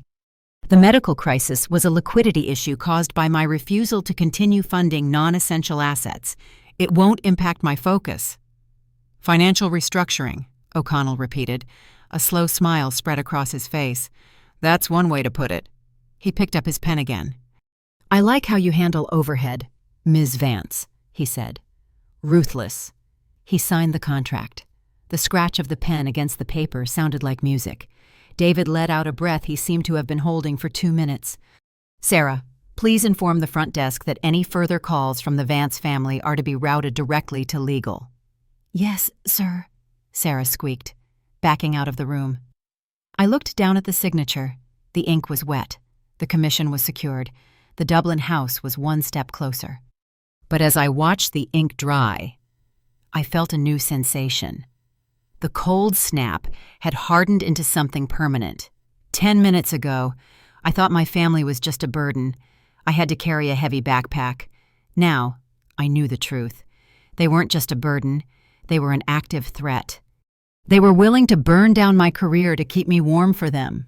They were willing to destroy the very income source they leached from, just to prove they still held the leash. I touched the contract, understood. I thought. If they wanted a war, they had made a critical error. They had attacked the one place where I was undefeated. They had attacked me at work, and in this office, I didn't lose. The house was on a street that didn't have a name anyone would recognize from a society column. It was in North Capitol Hill, tucked away behind a row of ancient cedar trees that acted like a natural privacy screen. It wasn't a mansion. It wasn't a statement piece like the stucco monstrosity my parents were currently losing to the bank. It was a 1924 Craftsman, solid timber, deep eaves, a front porch that looked like it could withstand a hurricane. "It's a bit understated," the realtor, Mrs. Gable, said. She was a nervous woman with a clipboard that she clutched like a shield. She had checked my credit score 3 times before agreeing to this showing, probably because my Honda was parked next to her Lexus. "Most buyers in your bracket are looking for something more modern, more glass." "I don't like glass," I said. "Glass breaks." I walked up the steps. Thud, thud. The wood didn't groan. It didn't give. It held my weight without complaint. I pushed open the front door. The air inside was cool and smelled of dust and old varnish. It was empty. The staging furniture had been removed, leaving the rooms bare and honest. I walked into the living room. There were no floor-to-ceiling windows to let the neighbors see in, just high, rectangular windows that let the light in but kept the world out. I ran my hand along the molding. It was an original oak, unpainted, real, at my parents' house. The crown molding was styrofoam glued to the drywall and painted gold. Here, it was part of the structure. "The asking price is $850, Mrs. Gable said, trailing behind me. "But there's a bidding war. The seller is looking for a quick close. We'd probably need to go in at $900 to be competitive, and even then, with financing." "I'm not financing," I said. I walked into the kitchen. It was small, functional, a place to cook, not a place to perform family dinner for an audience. "Oh," Mrs. Gable blinked. You have pre-approval. I have liquidity. I stood in the center of the kitchen. I closed my eyes. I listened. There was no hum of a refrigerator, no TV blaring Fox News, no voice demanding a refill on scotch, no sister asking for a loan that was really a theft. Just silence. A silence so deep it felt like water. But then, the noise started. Not in the room, but in my head. $900,000. The number flashed in my mind like a warning light on a dashboard. That was almost everything. The Dublin Commission, the savings. The Freedom Fund I had been building since I was 22. If I spent this, the account would drain. The buffer would be gone. You're selfish, the voice said. It sounded like my father. That money could fix the roof. That money could pay off Kara's debt. That money could buy peace. I gripped the edge of the granite counter. The stone was cold. If I bought this house, I would be taking the food out of their mouths. That's what they would say. I was the rich daughter hoarding wealth while they drowned. I was the loser who cared more about property than people. My hand trembled, just for a second. The guilt reflex. It was a neural pathway burned into my brain over 3 decades. Keep the peace. Write the check. Be the glue. I could walk away. I could keep the money in the bank. I could send them $20,000 for the roof and still have plenty left. I could stop the screaming. Be a good daughter. Then, I remembered the speakerphone. I remembered the sound of my mother's voice in the glass conference room 48 hours ago. How could you steal from us? She hadn't called to ask. She had called to destroy. She had tried to burn down my career, the very thing that produced the money she wanted, just to punish me for saying no. I opened my eyes. I looked at the empty kitchen. Money in the bank was liquid. Liquid meant it could flow. As long as it was liquid, they would try to drink it. They would sue. They would feel guilty. They would extort. But a house was a fortress. A house was a non-liquid asset. You can't wire a doorknob to a bail bondsman. I wasn't hiding the money. I was locking it up. I was converting it from currency of abuse into territory of independence. I turned to Mrs. Gable. She was checking her watch, probably assuming I was wasting her time. "Do you have the offer papers?" I asked. Well, I have a standard template in the car, but we usually do this digitally, and we'd need to talk to a mortgage broker to get the papers, I said. My voice was the one I used for audits. I want to make an offer. $920,000, all cash, no inspection contingency. 10-day closing. Mrs. Gable dropped her clipboard.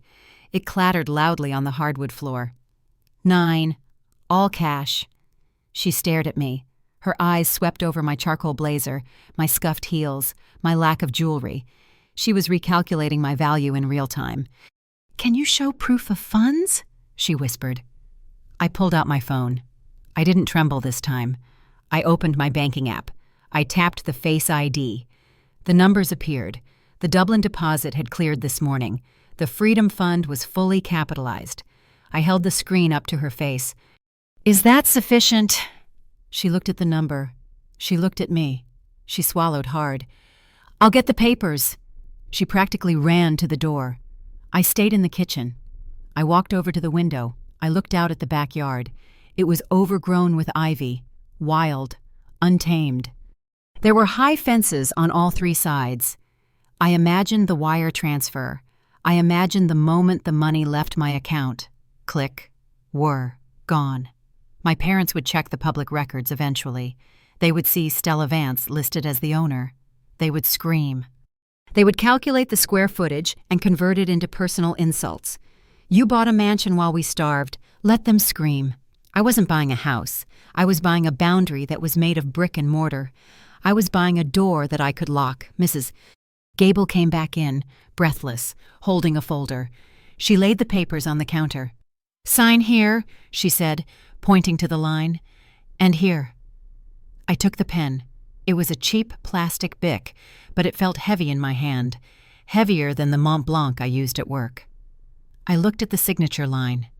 Buyer, not daughter, not sister, not sponsor. Buyer.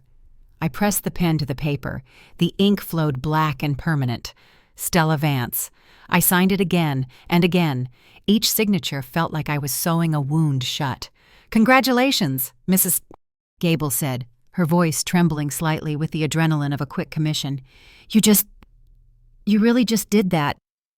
"I did," I said. I looked around the room one last time. The silence wasn't empty anymore. It was heavy with potential. It was the silence of a vault after the door had spun shut. "I need the keys," I said, "as soon as the wire hits." "Of course, next Friday." "Good." I walked out of the house. I walked down the sturdy wooden steps. The rain had started again, a light Seattle mist that cooled my skin. I got into my car. I didn't turn it on immediately. I looked at my hands. They were mine. I looked at the house. It was mine. I had just spent nearly every dollar I had. My bank account will be almost empty next week. But for the first time in 32 years, I didn't feel poor. I felt like I owned the ground I was standing on. The first domino fell at 9:02 a.m. on a Friday. I was in my apartment, surrounded by cardboard boxes. I was packing books, my collection of economic theory and architectural history, wrapping each spine in newsprint with methodical care. The air smelled of dust and packing tape. My phone was propped up against a stack of plates on the kitchen island. I wasn't touching it, I was just watching it. The screen lit up, a notification from Verizon Wireless. Payment declined. The recurring charge of $412 for Vance Family Unlimited was unable to be processed. I smoothed a piece of tape over a box. Scritch, rip, smooth. 2 minutes later, Netflix, payment failed. Please update your payment method to continue watching on 4 screens. I picked up a ceramic mug. I wrapped it. I placed it in the box labeled Kitchen, Fragile. 9:15 a.m. State Farm Insurance. Urgent policy, number 88392, 2021 BMW X5, is at risk of cancellation due to non-payment. The system of extraction was collapsing. It wasn't a loud collapse. It was silent, digital, and absolute. I had spent an hour last night doing the financial execution clicking cancel, remove, deactivate on every account I had subsidized for a decade. It had taken 5 minutes to undo 5 years. Now, the shockwave was hitting the shore. The phone buzzed. A text from Kara. "Kara. Hey, my Spotify just cut out in the middle of a workout. Did you change the password?" I didn't reply. I didn't even unlock the screen. I just watched the preview bubble appear and fade. Kara Stella. The Wi-Fi at Mom's is acting weird, too. It says account suspended. Fix it, please. I have a Zoom call in 10. "Fix it," I whispered to the empty room.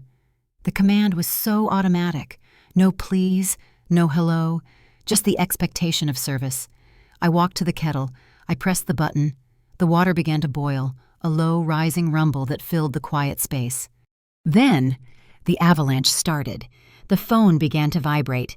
It wasn't the rhythmic buzz of a notification anymore. It was a continuous, angry spasm. Mom calling. Mom calling. Dad calling.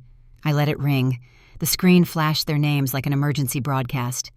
I watched the caller ID with the detached curiosity of a biologist observing a specimen under glass. The kettle clicked off. I poured the water over the tea leaves Earl Grey, bergamot rising in the steam. The vibration rattled the phone against the granite countertop. It was moving physically, inching toward the edge of the island, propelled by their panic. "Dad, text. Pick up the phone. Dad, text now. Kara, text. Why is my card declining at Starbucks? Stella, answer me." I took a sip of tea. It was hot, scalding my tongue slightly, a sharp reminder that I was real. I was here, and I was safe. The number of missed calls on the lock screen ticked up. 14 missed calls, 27 missed calls. They realized that the ATM was out of order. I sat down on one of the taped-up boxes. I wasn't scared. I thought I would be. I thought the guilt reflex would be screaming at me to relink the cards, to apologize, to smooth it over. But the guilt was gone. It had been replaced by math. Every buzz was a dollar they hadn't saved. Every frantic text was a boundary they had never respected. Mom voicemail. Transcription. Stella, We are at the pharmacy. The card for Dad's blood pressure meds was rejected. The pharmacist is looking at us. It's humiliating. You need to call the bank right now. You are embarrassing this family. Embarrassing, I said aloud. Not worried, not sorry. Embarrassing. They weren't panicking about my safety. They hadn't asked if I was hurt or sick or dead. They were panicking because the transaction had failed. I scrolled through the notifications. The tone was shifting. It was moving rapidly from confusion to demand, and now to pure venom. Kara text. You're such a bitch. You did this on purpose. You know I have the launch today. Dad. Text, you're ruining my life. Get that payment through today, or don't bother showing your face again. Ruining his life. I looked at the boxes surrounding me. My life was packed into cardboard cubes. I was moving to a house with no furniture and a bank account that was currently sitting at 3 digits because I had bought my freedom in cash. I wasn't ruining his life. I was just giving it back to him. The phone buzzed again. A long string of texts from Mom. Mom, your father is turning red. He's shaking. If he has a stroke, it's on you. Do you hear me? It's on you. Mom, you are killing us. Stella, literally killing us over money. You're ruining Dad's life. I read the words. You're killing us! It was astonishing how fast they could turn "please help" into "how dare you." I stood up. I walked over to the phone. The counter was at 92 missed calls. 92 times they had reached out, not once to ask how are you, 92 attempts to extract resources. I picked up the phone. For a second, my thumb hovered over the block button on the main screen. But blocking them wasn't enough. They would just find another number. They would call my office again. I needed a different kind of silence. I opened the settings. I went to cellular. I tapped change number. I had set this up yesterday with the provider. A new eSIM, ready to activate. A clean slate. I confirmed the activation. The signal bars in the top right corner cycled. Searching. Then, they returned. Full bars. But the notification stopped. The texts stopped coming through. The calls hit a dead end. The Vance family group chat disappeared into the ether. The phone was silent. The vibration stopped. I looked at the black screen. It was done. They were out there, somewhere in the suburbs, screaming at a disconnected line. They were standing at pharmacy counters and Starbucks registers, facing the reality of their own balances for the first time in a decade. I felt a phantom vibration in my hand, a ghost of the anxiety that used to rule me. But it faded quickly, replaced by the smell of tea and the sight of my packed boxes. I realized then that the silence wasn't just a lack of noise, it was a weapon. I had spent years using silence to endure them. Now I was using it to defeat them. I finished my tea. I put the mug in the sink. I picked up a marker and wrote on the last box, "Master bedroom." I didn't know what they were doing right now. I didn't know if Dad was actually having a stroke or just a tantrum. I didn't know if Kara was crying in her leased BMW. And the most beautiful part was, I didn't have to know. I picked up the new set of keys from the counter, the heavy brass keys to the Craftsman on Capitol Hill. They felt cool and solid in my palm. "Understood," I whispered. I walked out of the apartment, leaving the ghost of 92 missed calls behind me. The floor of my apartment was bare. The rug was rolled up, standing in the corner like a soldier at attention. The only things left were the archive boxes, 3 heavy-duty plastic bins stacked near the door. These weren't the boxes going to the new house on Capitol Hill. These were the boxes going to storage, or the shredder. I hadn't decided yet. I sat cross-legged on the hardwood, a letter opener in my hand. It was a heavy brass tool, cool to the touch. I was purging. It was a necessary part of the financial execution. You don't just close the accounts. You clean the records. You audit the past before you bury it. I pulled the lid off the first bin. It smelled of old toner and dust. Inside were years of family paperwork that had been shoved into my hands at Christmas, at Thanksgiving, at birthdays. Stella, you handle this. You're the organized one. I was the family trash can for anything that required reading comprehension. I picked up a manila envelope. It was thick, stuffed to capacity, the metal clasp straining to hold it shut. On the front, in purple Sharpie, was Kara's handwriting, "Important business stuff, 2023. I remembered when she gave this to me. It was 6 months ago. She had tossed it onto my lap while I was driving her to the airport. "Just file it for me, okay? My accountant is asking for receipts, and I literally can't deal."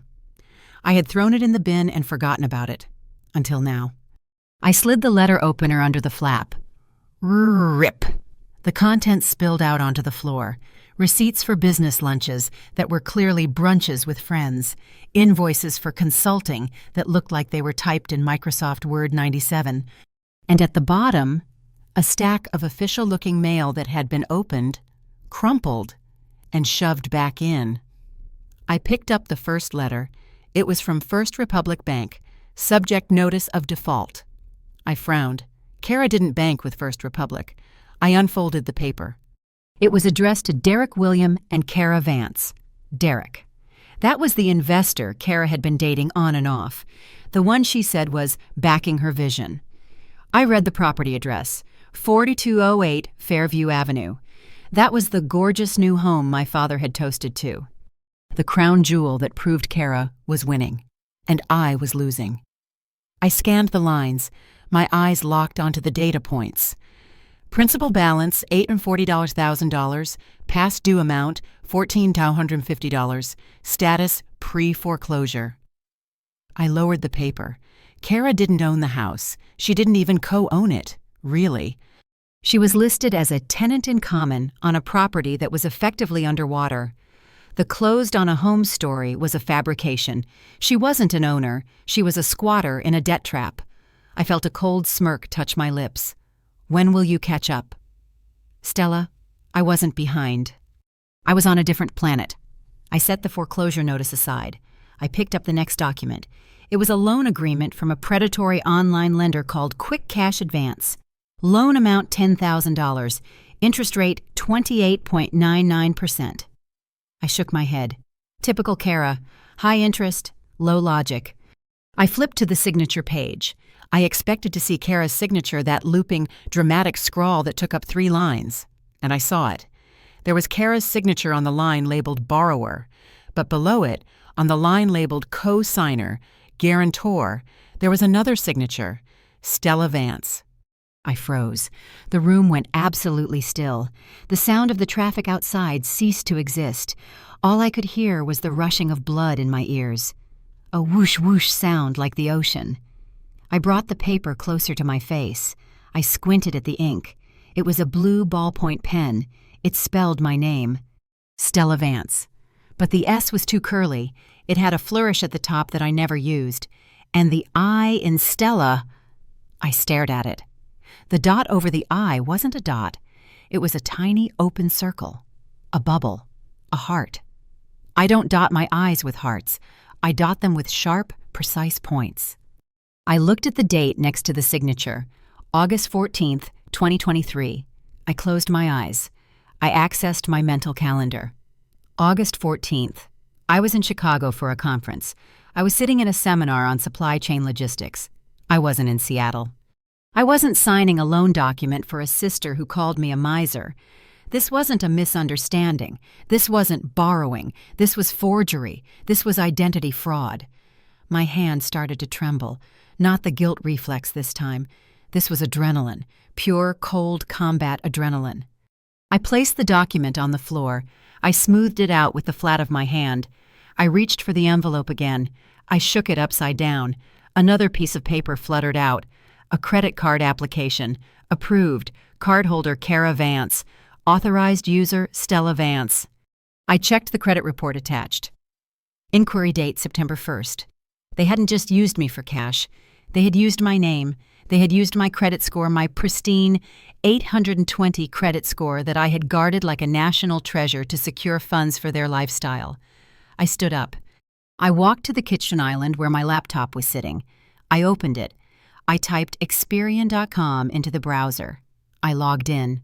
I navigated to recent hard inquiries. There they were. Quick Cash Advance, Amex Platinum, BMW Financial Services, 3 inquiries I hadn't made. I looked at the laptop screen, then back at the pile of paper on the floor. For years, I had thought the conflict was emotional. I thought it was about love, about attention, about being the good daughter.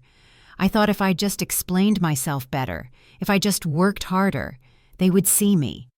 But you can't explain yourself to a parasite. A parasite doesn't care about your feelings. It just cares about the host's blood. And now, the parasite had crossed a line. It had stopped just feeding and started stealing. "This isn't family drama," I whispered. The words felt heavy, like stones dropping into a deep well. "This is a crime." I reached for my phone. I didn't call Mike. Not yet. I opened the camera app. I walked over to the foreclosure notice. Click. I walked over to the forged loan. Click. I zoomed in on the fake signature with the bubble dot. Click.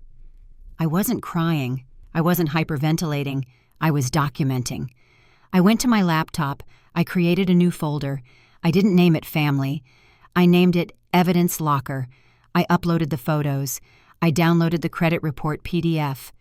I scanned the foreclosure notice using a handheld scanner app. Every click of the mouse was a nail in the coffin of the relationship. "When will you catch up?" "Stella?"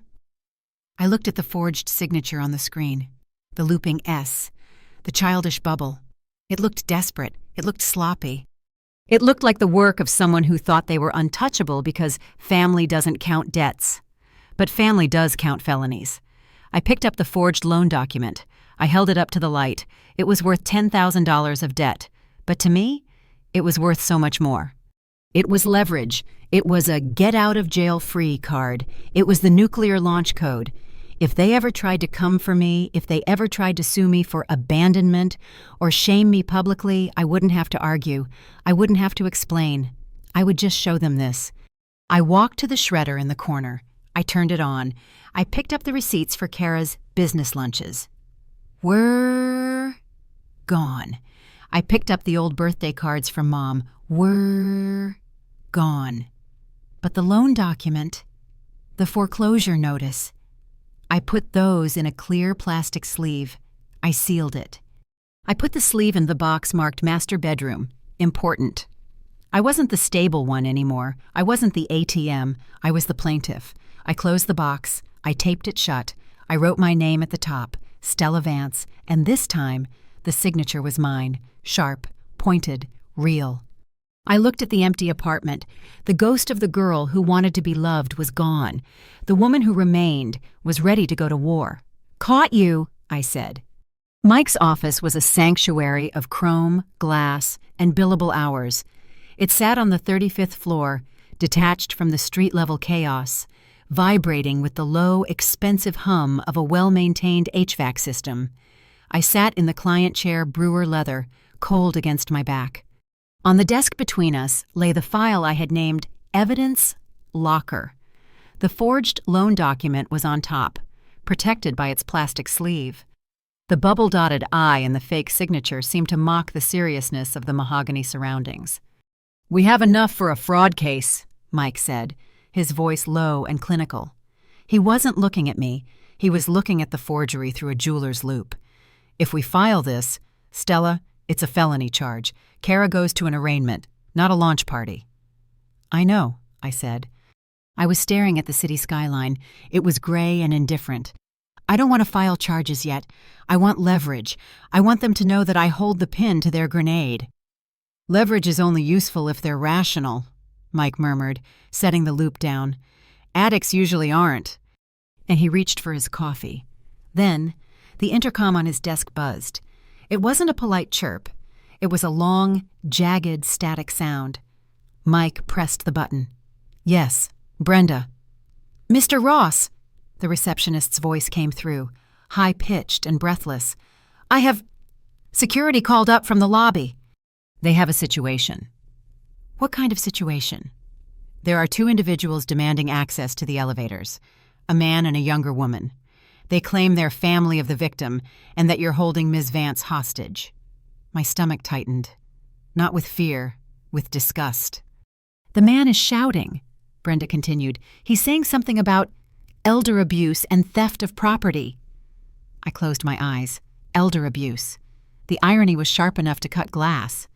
I had spent a decade funding his country club dues and his Scotch habit, and now I was the abuser because the tap had run dry. "Show me," Mike said. He typed a command into his keyboard. The large monitor on the wall flickered from a Bloomberg news feed to a CCTV feed of the lobby.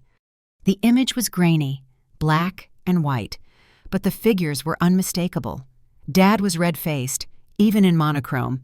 He was leaning over the security desk, his finger jabbing into the chest of a guard who was twice his size. He was wearing the navy blazer I had given him, the one he had thrown at me.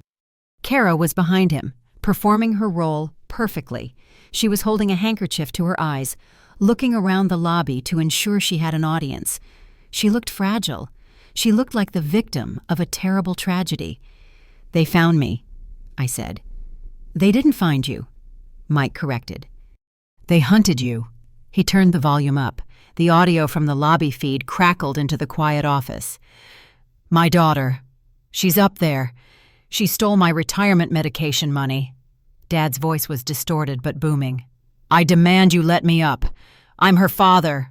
I own this situation." "Sir, you need to lower your voice, or don't tell me what to do, you rent-a-cop. She's abandoning a dependent. That's a crime. I'll sue this whole building." I watched them.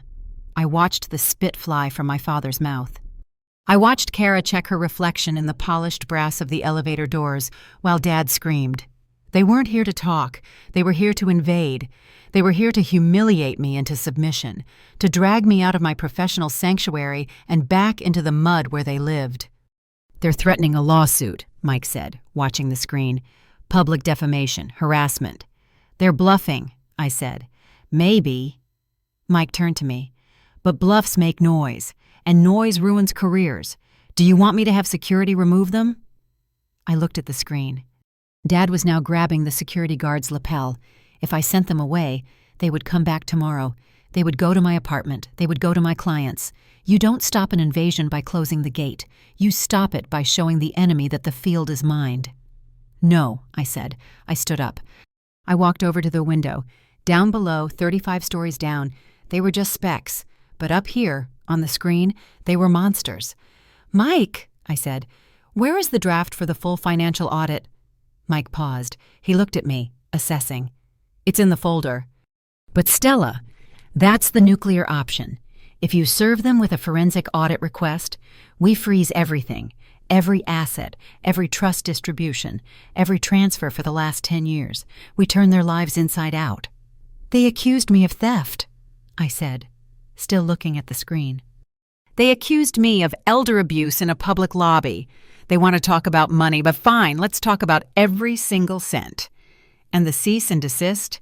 That too." I turned around. "I want to serve them. Now, downstairs." Mike didn't argue. He nodded. He opened a drawer and pulled out 2 thick documents bound in blue legal covers. Petition for forensic accounting and audit of familial trust. Cease and desist order harassment and defamation. He slid them across the mahogany desk.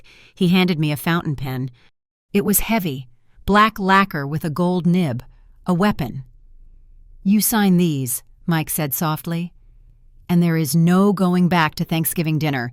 This declares them hostile parties." I looked at the monitor. Dad was now trying to push past the guard. Kara was filming it on her phone, probably for a TikTok about justice.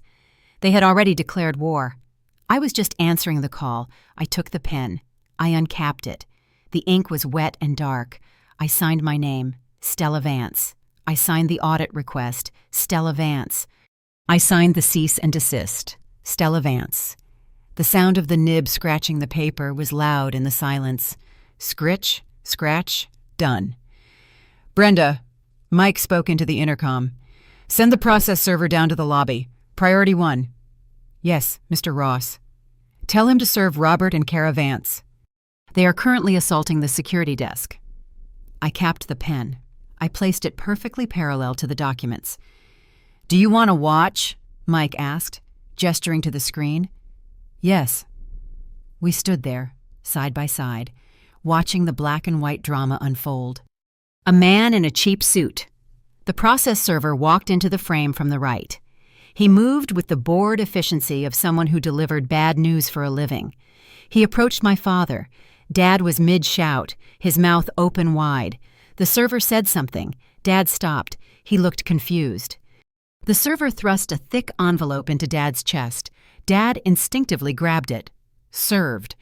The server turned to Kara. She lowered her phone. He handed her a second envelope. Served. I saw the moment realization hit. Dad looked down at the blue legal cover. He ripped it open. He read the header.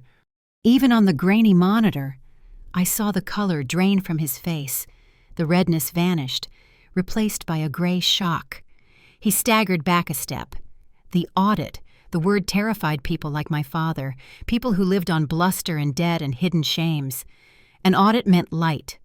An audit meant the end of the facade.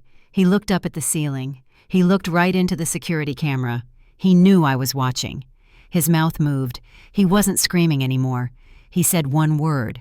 I couldn't hear it, but I could read his lips perfectly. Stella. It wasn't a command. It was a question, a terrified question. Then, the security guard stepped forward. They pointed to the door. Dad didn't fight. He didn't argue. He looked at the papers in his hand, the weight of 10 years of receipts coming back to haunt him, and he slumped.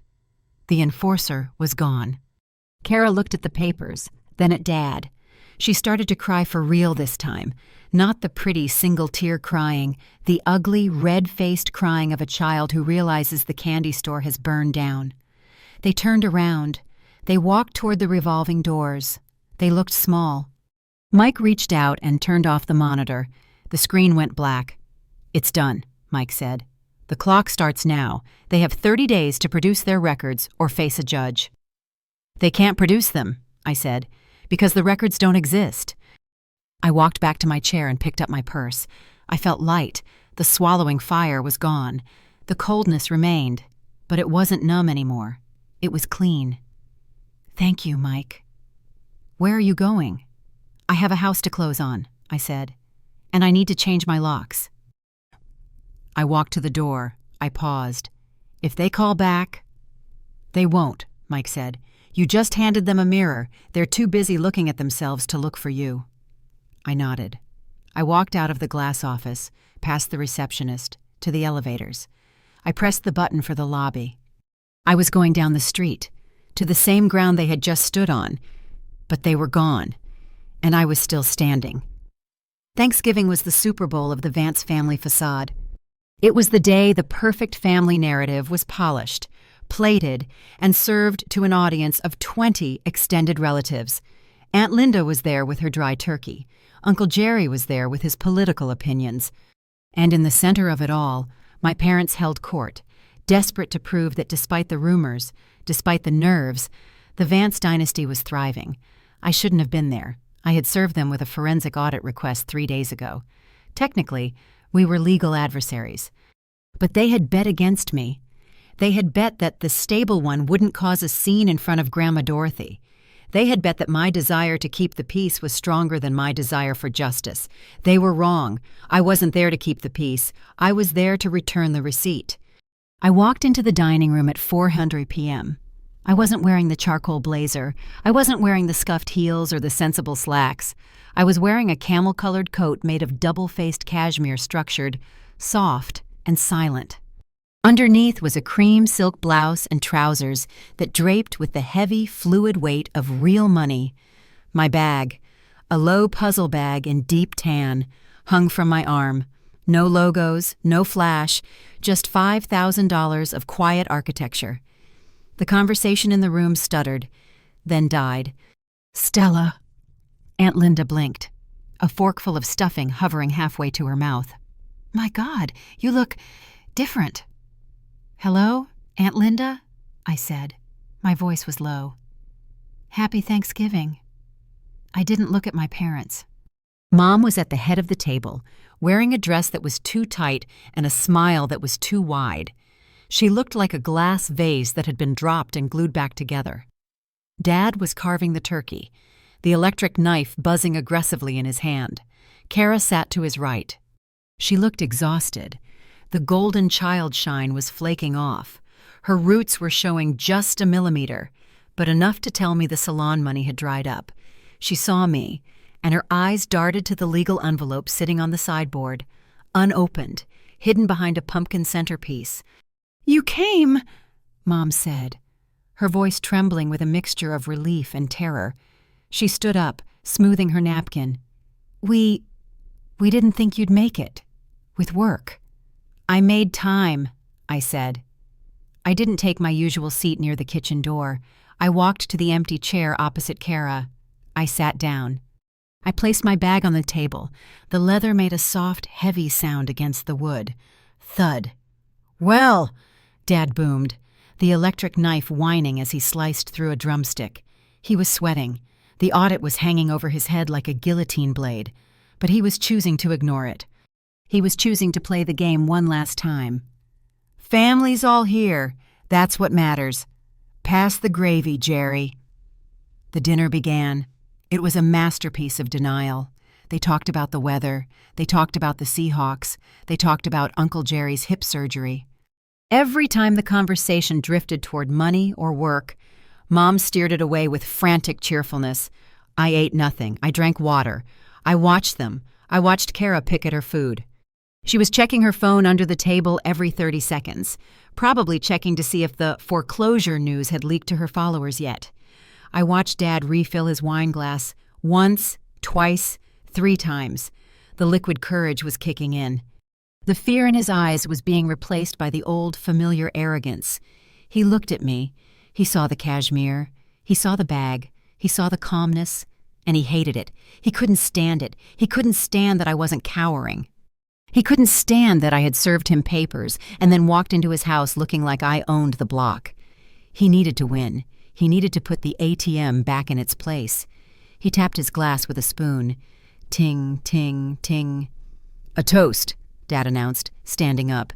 He swayed slightly. "To our girls." The table quieted. Aunt Linda smiled expectantly. "To Kara," Dad said, beaming down at her. "Who has had a hell of a year, a visionary year. She's taking hits, but she's standing tall, and she's doing it in style." "Thanks, Daddy," Kara whispered, staring at her plate. "And to Stella." Dad turned to me. His smile sharpened. It wasn't a smile anymore. It was a baring of teeth. "Who finally decided to dress like a Vance today. Better late than never." "Right." A few nervous chuckles from the cousins. "You know," Dad continued, his voice getting louder, playing to the back of the room. "We were just talking about real estate. Your cousin Beth just bought a condo. And Kara just closed on a gorgeous new home on Fairview, a historic property, a real showstopper." He paused for effect. He looked at me. He waited for me to flinch. He waited for me to look jealous. "It makes you wonder," Dad said, leaning over the table, the wine on his breath reaching me across the centerpiece. "You've got that fancy job, Stella. You push all those papers around. But your sister is the one building a legacy. When will you catch up? Stella?" The room went silent. The laugh track he expected didn't kick in. It was too mean. Even Aunt Linda looked down at her lap. "When will you buy a home?" Dad pressed, twisting the knife. "When will you stop renting that little shoebox and act like an adult?" I looked at him. I looked at the sweat on his upper lip. I looked at Kara, who was closing her eyes, praying for him to shut up. I didn't feel anger. I didn't feel the swallowing fire. I felt the click of a lock disengaging. I picked up my water glass. I took a sip. I set it down. "I did," I said. My voice wasn't loud, but in the silence, it carried like a bell. Dad blinked. "What?" "I did," I repeated. I looked him in the eye. I didn't blink. "I bought a home." "Don't lie, Stella," Mom interjected quickly, her laugh shrill. "She's joking. She loves her apartment." "I bought a home 1 year ago," I said. I turned to Aunt Linda, treating her as the witness. "A 1924 Craftsman on North Capitol Hill. 3 bedrooms. Original woodwork. A garden." "A year ago?" Uncle Jerry asked, his fork freezing midair. "Why didn't you tell us?" "Because I didn't want a roof leak to become my problem," I said calmly. Dad's face turned purple. You bought a house on Capitol Hill. With what money? You told me you were broke." "I told you I was illiquid," I corrected. "There's a difference.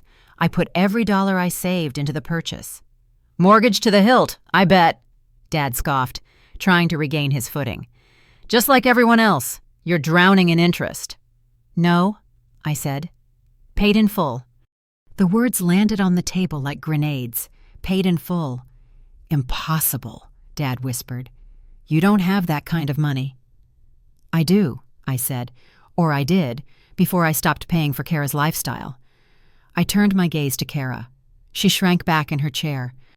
"And regarding Kara's gorgeous new home," I continued, my voice even, factual, the voice of the audit. "She didn't close on it. Dad, she signed a lease-to-own agreement with a predatory lender, and she didn't even sign it alone." "Stella, stop," Kara whimpered. "She forged my signature as the guarantor," I said. I reached into my Louis bag. I pulled out the plastic sleeve containing the document I had found in the discovery of fraud phase. I placed it on the table.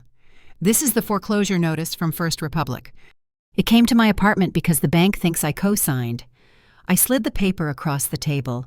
It stopped right next to the turkey. "The house isn't hers, Dad," I said. "It belongs to the bank, and as of next Tuesday, they're changing the locks." The room dropped into a silence so sharp it felt physical. It wasn't the awkward silence of a bad joke. It was the silence of a facade shattering. It was the sound of truth sucking the oxygen out of a vacuum. Uncle Jerry looked at the foreclosure notice. Aunt Linda looked at Mom. Mom looked at the wall, her face gray. Dad looked at the paper. He didn't pick it up. He stared at it as if it were radioactive. The golden child narrative, the visionary brand, the legacy, it all dissolved in the face of the printed black ink. "You!" Dad choked out. "You humiliated us." "In front of family." "I didn't humiliate you," I said. I stood up. I buttoned my cashmere coat. "I just audited you." "You're ungrateful!" Mom screamed, finally snapping. She slammed her hands on the table. "We gave you life. We are your family." "No," I said. I picked up my bag. "You were my expense report, and I just balanced the books." I looked around the room one last time. I saw the shock on their faces. I saw the ruin in my father's eyes. "The audit I served you on Tuesday requires all financial records by the 30th, I said to Dad. "If you try to contact my employer again, my lawyer will file the forgery charges with the district attorney. This is not a negotiation." "Stella, wait," Uncle Jerry said, standing up, looking confused and horrified. "You can't just leave." "I can," I said. "I already have." I turned my back on the table. I walked toward the front door. My heels clicked on the hardwood floor. Click, click, click. Behind me, there was no shouting, no chasing, just the sound of a family realizing that the person they called a loser was the only one who had actually won. I opened the door. The cold November air rushed in. I stepped out. I closed the door behind me. The latch clicked softly. A gentle, final sound. The latch clicked for 3 seconds. That was the only sound in the world. Just the mechanical snick of the deadbolt sliding home, sealing the heat and the shouting inside the house on Maple Street. I stood on the porch. The cold November air hit my face like a damp towel. It smelled of wet cedar and the exhaust of a passing delivery truck. It was the smell of reality. I took a breath. My lungs expanded fully, hitting the bottom of my ribcage without obstruction. I hadn't realized how shallow my breathing had been inside that dining room until this exact moment. Then, the door behind me exploded open. It didn't just open. It was thrown against the siding with a violence that shook the frame. The rule of peace had been shattered. "You get back here!" My father's voice was a ragged roar. He stumbled out onto the porch, clutching the doorframe for balance. His face was a mottled map of purple and gray. The navy blazer I had given him was unbuttoned. His tie loosened, the enforcer losing his uniform. I didn't turn around. I kept walking down the slate steps. 1, 2, 3. Stella! Mom scrambled past him, her heels clicking frantically on the stone. She wasn't wearing a coat. The cold wind whipped her thin silk dress against her legs. Stella, stop. You can't just walk away. I reached the bottom of the steps. The walkway was lined with solar lights that I had bought for them 2 summers ago. One of them was crooked. I'm leaving. Mom, I said, not slowing down. My voice was calm. It was the voice I used when firing a vendor who had failed to deliver. She ran down the steps and grabbed my arm. Her grip was tight, desperate. Her fingernails dug into the double-faced cashmere of my coat. Let go, I said. I stopped.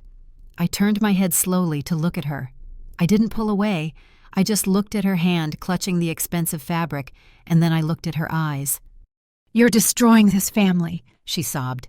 It was her director performance, dialed up to a scream. Tears were streaming down her face, wrecking her mascara. Look at what you've done! Your father, Kara, you've ruined Thanksgiving. You've ruined everything. And Dad was behind her now, panting. You walk to that car, he spat, pointing a shaking finger at my Honda. And you're dead to us. You hear me? No coming back. No crawling back when you're lonely. Lonely? I repeated the word. It tasted like metal. You'll be alone. Mom shrieked, shaking my arm. You think that money will keep you warm? You think that house will hug you? You're cutting off your own flesh and blood. Stella, you're breaking us. I looked past them. In the doorway, Kara was standing. She was leaning against the jamb, looking small. The golden child shine was gone. She wasn't holding her phone. She wasn't filming. She was holding the foreclosure notice I had left on the table. She looked terrified. Not because she missed me, but because she knew the shield was gone. I looked back at Mom. I'm not breaking this family, I said. The wind blew a lock of hair across my face. I didn't brush it away. I'm just stopping the payment, I said. There's a difference. Payment. Mom recoiled as if I had slapped her. Is that all we are to you? A bill? Yes, I said. You were a subscription I forgot to cancel, and the fees got too high. We loved you, Dad yelled. We let you live here. We raised you. You raised an ATM, I corrected. And now the machine is out of order. I pulled my arm back. Mom's grip faltered. Her hand slid off the cashmere. She looked at her empty palm, then at me. Stella, please, she whispered, the anger suddenly collapsing into the victim setting. We can fix this. Just come inside. We'll talk. We won't ask for the audit. Just don't leave us like this. We're family. Family doesn't forge signatures, I said. I turned my back on them. I walked toward the car. The streetlights flickered on, casting long orange shadows across the pavement. I saw the neighbors' curtains twitching across the street. The audience was watching. Stella, Dad yelled again. It was a desperate, impotent sound. You're a loser. You hear me? A selfish, cold-hearted loser. I reached the car. I unlocked it. The lights flashed a friendly, mechanical wink. I opened the door. I tossed the Loewe bag onto the passenger seat. Stella? I got in. I pulled the door shut. Thunk! The sound was heavy, solid, final. It cut off the shouting instantly. It cut off the wind. It cut off the guilt. Inside the car, it was quiet. The silence wasn't empty. It was full. It was full of oxygen. I pressed the ignition. The engine hummed to life. I looked in the rearview mirror. They were standing on the lawn, 2 figures in the cold, illuminated by the harsh porch light. Mom was hugging herself, shivering. Dad was staring at the ground, defeated. They looked small. They looked like strangers. I didn't feel a tear roll down my cheek. I checked my reflection in the mirror just to be sure. My eyes were dry. My eyeliner was perfect. Understood, I whispered to the reflection. I put the car in drive. I didn't rev the engine. I didn't peel out. I drove away slowly. 25 miles per hour, the speed limit. I drove past the manicured hedges, past the neighbors' inflatable turkeys, past the realm of facade. I turned the corner. The house on Maple Street disappeared from the mirror. My chest felt light. It felt like I had just set down a backpack filled with bricks that I had been carrying since I was 6 years old. The silence in the car didn't feel like rejection. It felt like a release. I reached over and turned on the radio. No sad songs. I found a station playing jazz, complex, improvisational, free. I drove toward the highway, toward Capitol Hill, toward a house that had keys only I possessed. I had walked away, and I wasn't looking back. 3 weeks had passed since the door on Maple Street clicked shut. My new house on Capitol Hill was beginning to smell like me, not like eggshell white paint and hidden debt, but like cedar, sage, and the expensive dark roast coffee I ground fresh every morning. The silence here wasn't empty. It was structural. It was held up by beams of ownership and walls that I had paid for in full. I was sitting at my kitchen island, a slab of honed quartzite that was cool under my forearms, finishing a final review of the Dublin Logistics merger. The only sound was the rain tapping against the original 1924 window panes. Then, the digital wall breached. It started with a single notification on my professional LinkedIn profile, a direct message from a stranger. How do you sleep at night knowing your parents are homeless? I frowned. I moved the cursor to delete it. Probably a bot. Or spam. Then came another. On Instagram. Corporate ghoul. Hashtag justice for Kara. Then an email to my work address. Subject resignation demand. I put down my coffee mug. The ceramic made a sharp clack against the stone. I didn't panic. Panic was for people who didn't have receipts. I felt that familiar cold clarity wash over me, the cold snap. I opened a new browser tab. I typed TikTok.com. I didn't have to search hard. It was trending. @Karev official video uploaded 2 hours ago. 1.4 million views. The thumbnail was a close-up of Kara's face. She wasn't wearing makeup, which must have taken her 45 minutes to arrange perfectly. She was sitting in the front seat of her BMW, the one I knew was about to be repossessed, wearing a gray, oversized hoodie that looked thrifted but was actually from a boutique in the village. I clicked play. "I didn't want to do this," Kara whispered into the camera. She wiped a tear that tracked perfectly down her cheek. The lighting was impeccable. She had a ring light clipped to the dashboard. "But I'm scared. My family is scared." She took a shaky breath. "My sister. She's a high-powered consultant. She makes millions telling companies how to fire people. And 3 weeks ago, right before Thanksgiving, she evicted us. She holds the deed to our family home. And she kicked our parents out, in the cold." I watched, impassive. The lie was breathtaking in its architecture. She had taken the truth that I refused to pay their mortgage and inverted it. "We're sleeping in motels," Kara sobbed, pulling the hoodie sleeves over her hands, a pause gesture designed to evoke maximum sympathy. While she sits in her mansion on the hill, she blocked us. "She stole my dad's medication money to buy designer bags. I don't know what to do. Please, if anyone knows a lawyer who fights for the elderly, help us." The video ended. It looped. I didn't want to do this. I paused it. I scrolled down to the comments. User 992 docs her. "What's her company?" "Eat the Rich found her." "Stella Vance, senior consultant at firm name. Let's flood their reviews." "Sarah J. This is disgusting. Elder abuse is a crime." My heart rate remained at a steady 72 beats per minute. They had made a tactical error.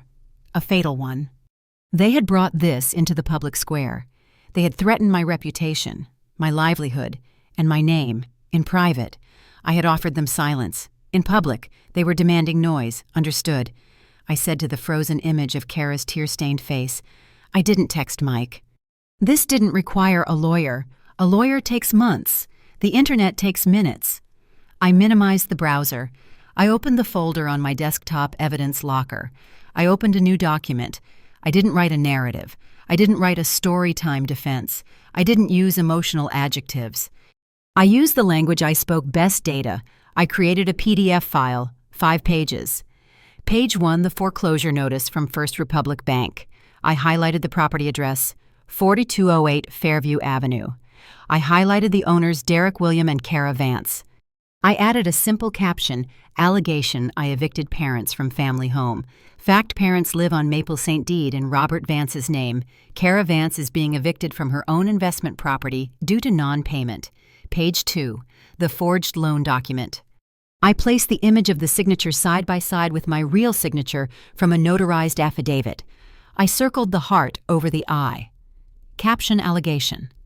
I stole medication money. Fact, Kara Vance forged my signature to secure a $10,000 high-interest loan on August 14th while I was in Chicago. Attached flight manifesto. Page 3, the spreadsheet summary. A clean, brutal visualization of 5 years of transfers. Total to Kara Vance, $84, $200. Total to Robert and Margaret Vance, $130, $192. Items labeled medication, $0. Items labeled luxury lifestyle, $214, $392. Page 4, the receipts. I pasted the screenshot of the Zelle transfer for Dad's medicine, $1 to $400, next to the time-stamped receipt from the Sanctuary Spa, $1 on the same day. Caption, funds transferred for emergency health crisis. Funds used for platinum package spa treatment. Page 5, the cease and desist. A scan of the document Mike had served them, showing the date 3 days before Thanksgiving. Caption, legal action was taken to stop harassment, financial abuse, and identity fraud. Silence was an offer of mercy. It has declined. I saved the file, vancefinancialdisclosure.pdf. I went back to LinkedIn. I went to the post where people were already tagging my employer. I wrote a single status update. Regarding the allegations circulating on social media, I do not litigate family matters in public. However, I do not tolerate defamation or identity fraud. The attached public record documentation addresses the financial reality. I have forwarded all evidence of forgery to the district attorney. This is my only statement. I attached the PDF. I clicked post. Then I went to TikTok. I created a burner account. No profile picture. Username the ledger. I uploaded a screen recording of the PDF, scrolling slowly. Set to the sound of a ticking clock. I tagged Kara. I clicked post. I stood up. I walked to the kitchen window. The rain was coming down harder now, washing the streets of Capitol Hill. I didn't watch the screen. I didn't need to. I knew how the algorithm worked. I knew how people worked. They loved a victim. Yes, but they loved a receipt even more. They loved the plot twist where the villain is unmasked. I made a fresh pot of coffee. I ground the beans. Whir, crack, crunch. The smell filled the kitchen, rich and grounding. 10 minutes later, I returned to the laptop. I refreshed Kara's video. The comments had shifted. The tide hadn't just turned, it had evaporated. User 992. Wait, look at the receipts. She forged the signature. Sarah J. Ohmed the spa receipt. She took money for heart meds and got a facial. Lawyer guy. That foreclosure notice is public record. Kara is lying. The sister paid for everything. Truth seeker, justice for Kara. More like #jail for Kara. I watched the view count on my response climb. 10K, 50K, 100K. The internet was doing the work for me. They were dissecting Kara's hoodie, found the listing 180, dissecting the car interior, dissecting the timeline. Then, it happened. I refreshed the page one last time. Video unavailable. This video has been removed by the user. I checked Kara's profile. Account private. I checked Instagram. Account deactivated. The extinction burst had fired, and it had blown up in their faces. The noise stopped. The incoming DMs stopped. The email alerts stopped. The silence that followed wasn't the tentative silence of the last 3 weeks. This was a heavy, permanent silence. It was the silence of a scorched earth where nothing could grow back. They wouldn't call again. They wouldn't text. They wouldn't sue. Because now they knew what I had in the boxes. They knew that for every lie they told. I had a row in a spreadsheet that proved the truth. I closed the laptop. The screen went black. I picked up my coffee mug. I walked into my living room, my empty, echoing living room with the beautiful molding. I sat on the floor, leaning back against the wall. I took a sip of coffee. Facts, I whispered to the empty house. Just facts. I was finally, truly alone, and it was the richest I had ever felt. 7 a.m. The light that woke me wasn't the harsh, blue glare of a smartphone screen. It was actual sunlight.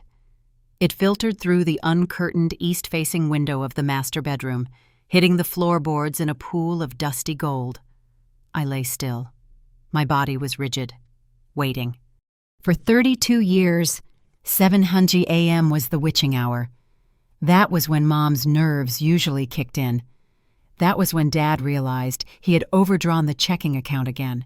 That was when the text messages started the ding, ding, ding of the panic alarm. I stared at the ceiling. It was plaster, original to 1924, slightly uneven, painted a shade of white called blank canvas. I counted 1, 2, 3. Silence. No vibration on the nightstand. No distant shouting from a downstairs kitchen. No phantom ringtone echoing in my head. I sat up. The duvet slid off my shoulders. It was a heavy linen duvet I had bought yesterday. I remembered the transaction I walked into the store. I chose the most expensive one. I tapped my card. No one asked me to co-sign. No one asked if it was too extravagant. I swung my legs out of bed. My feet hit the hardwood floor. It was cold, but it was a solid, honest cold. Not the damp, creeping chill of the Maple Street house with its failing furnace and lies about roof repairs. I walked into the hallway. My footsteps echoed. Tap, tap, tap. The house was empty. I mean that literally. I had no furniture in the living room, no dining table, no television, just space. I walked into the kitchen. The morning light was flooding the quartzite counters, revealing every speck of dust I hadn't swept yet. I liked the dust. The dust was mine. I reached for the coffee grinder. I poured the beans in single origin, Ethiopian. $14 a bag. I pressed the button. Whirr. The sound was loud in the empty house. Aggressive, almost. I watched the beans turn into dark sand. I brewed the coffee. I poured it into a white ceramic mug. I didn't add sugar. I didn't add milk. I wanted to taste the bitterness. I wanted to taste the reality of it. I walked to the living room window. I unlocked the latch, a heavy brass mechanism that felt like shaking hands with history, and pushed the sash up. The air of Capitol Hill rushed in. It smelled of wet asphalt, pine needles, and rain. I looked out at the backyard. It was a disaster. The previous owners had let it go wild. Ivy was strangling the fence. Blackberry brambles were staging a coup in the corner. The grass was knee-high. At my parents' house, this would have been a crisis. Dad would be pacing, screaming about curb appeal and what the neighbors think, demanding I pay a landscaping crew to impose order on nature. I looked at the brambles. They looked chaotic. They looked stubborn. "I'll get to you," I said to the blackberries. Eventually. I turned away from the window. I leaned my back against the sill, cradling the warm mug. The silence in the room began to press in on me. It felt strange. It was a physical sensation, like the phantom limb of an amputee. My brain was scanning for the threat. Where is the crisis? Where is the demand? Where is the fire I need to swallow? My muscles were tensed, ready to spring into fixer mode. My cortisol levels were probably spiking, looking for a target that wasn't there. I took a sip of coffee. I forced my shoulders to drop 1 inch. I looked at the empty wall opposite me. There were no family photos, no framed lies of smiling faces on beach vacations where I was holding the camera, just a smooth, white expanse. I walked over to the stack of mail I had brought in from the porch yesterday. It was sitting on the floor. I picked up the top envelope. Seattle City Light, addressed to Stella Vance. I picked up the next one. King County Deed Recording, addressed to Stella Vance. I opened the deed. I pulled out the document. It was heavy, cream-colored paper. I scanned the legal jargon until I found the line that mattered. Grantee Stella Vance, a single woman. Status sole owner. I ran my thumb over the embossed seal. There was no Derek William. There was no Robert Vance. There were no co-signers, no guarantors, no hidden clauses. I walked to the center of the room. I sat down on the floor, crossing my legs. I placed the deed next to me. I placed the coffee mug on the other side. I closed my eyes. I listened to the house. I heard the refrigerator hum a new, efficient model I had selected. I heard a floorboard settle upstairs. I heard a crow cawing in the garden. I didn't hear an apology. I didn't hear a demand. And then, the strangeness began to fade. The itch of the phantom limb stopped. The silence shifted. It changed texture. It wasn't sharp anymore. It wasn't the silence of holding your breath. It was the silence of a lung filling with air. It felt like healing. I reached for my phone, which was lying on the floor. I picked it up. I tapped the screen. No new notifications. No 92 missed calls.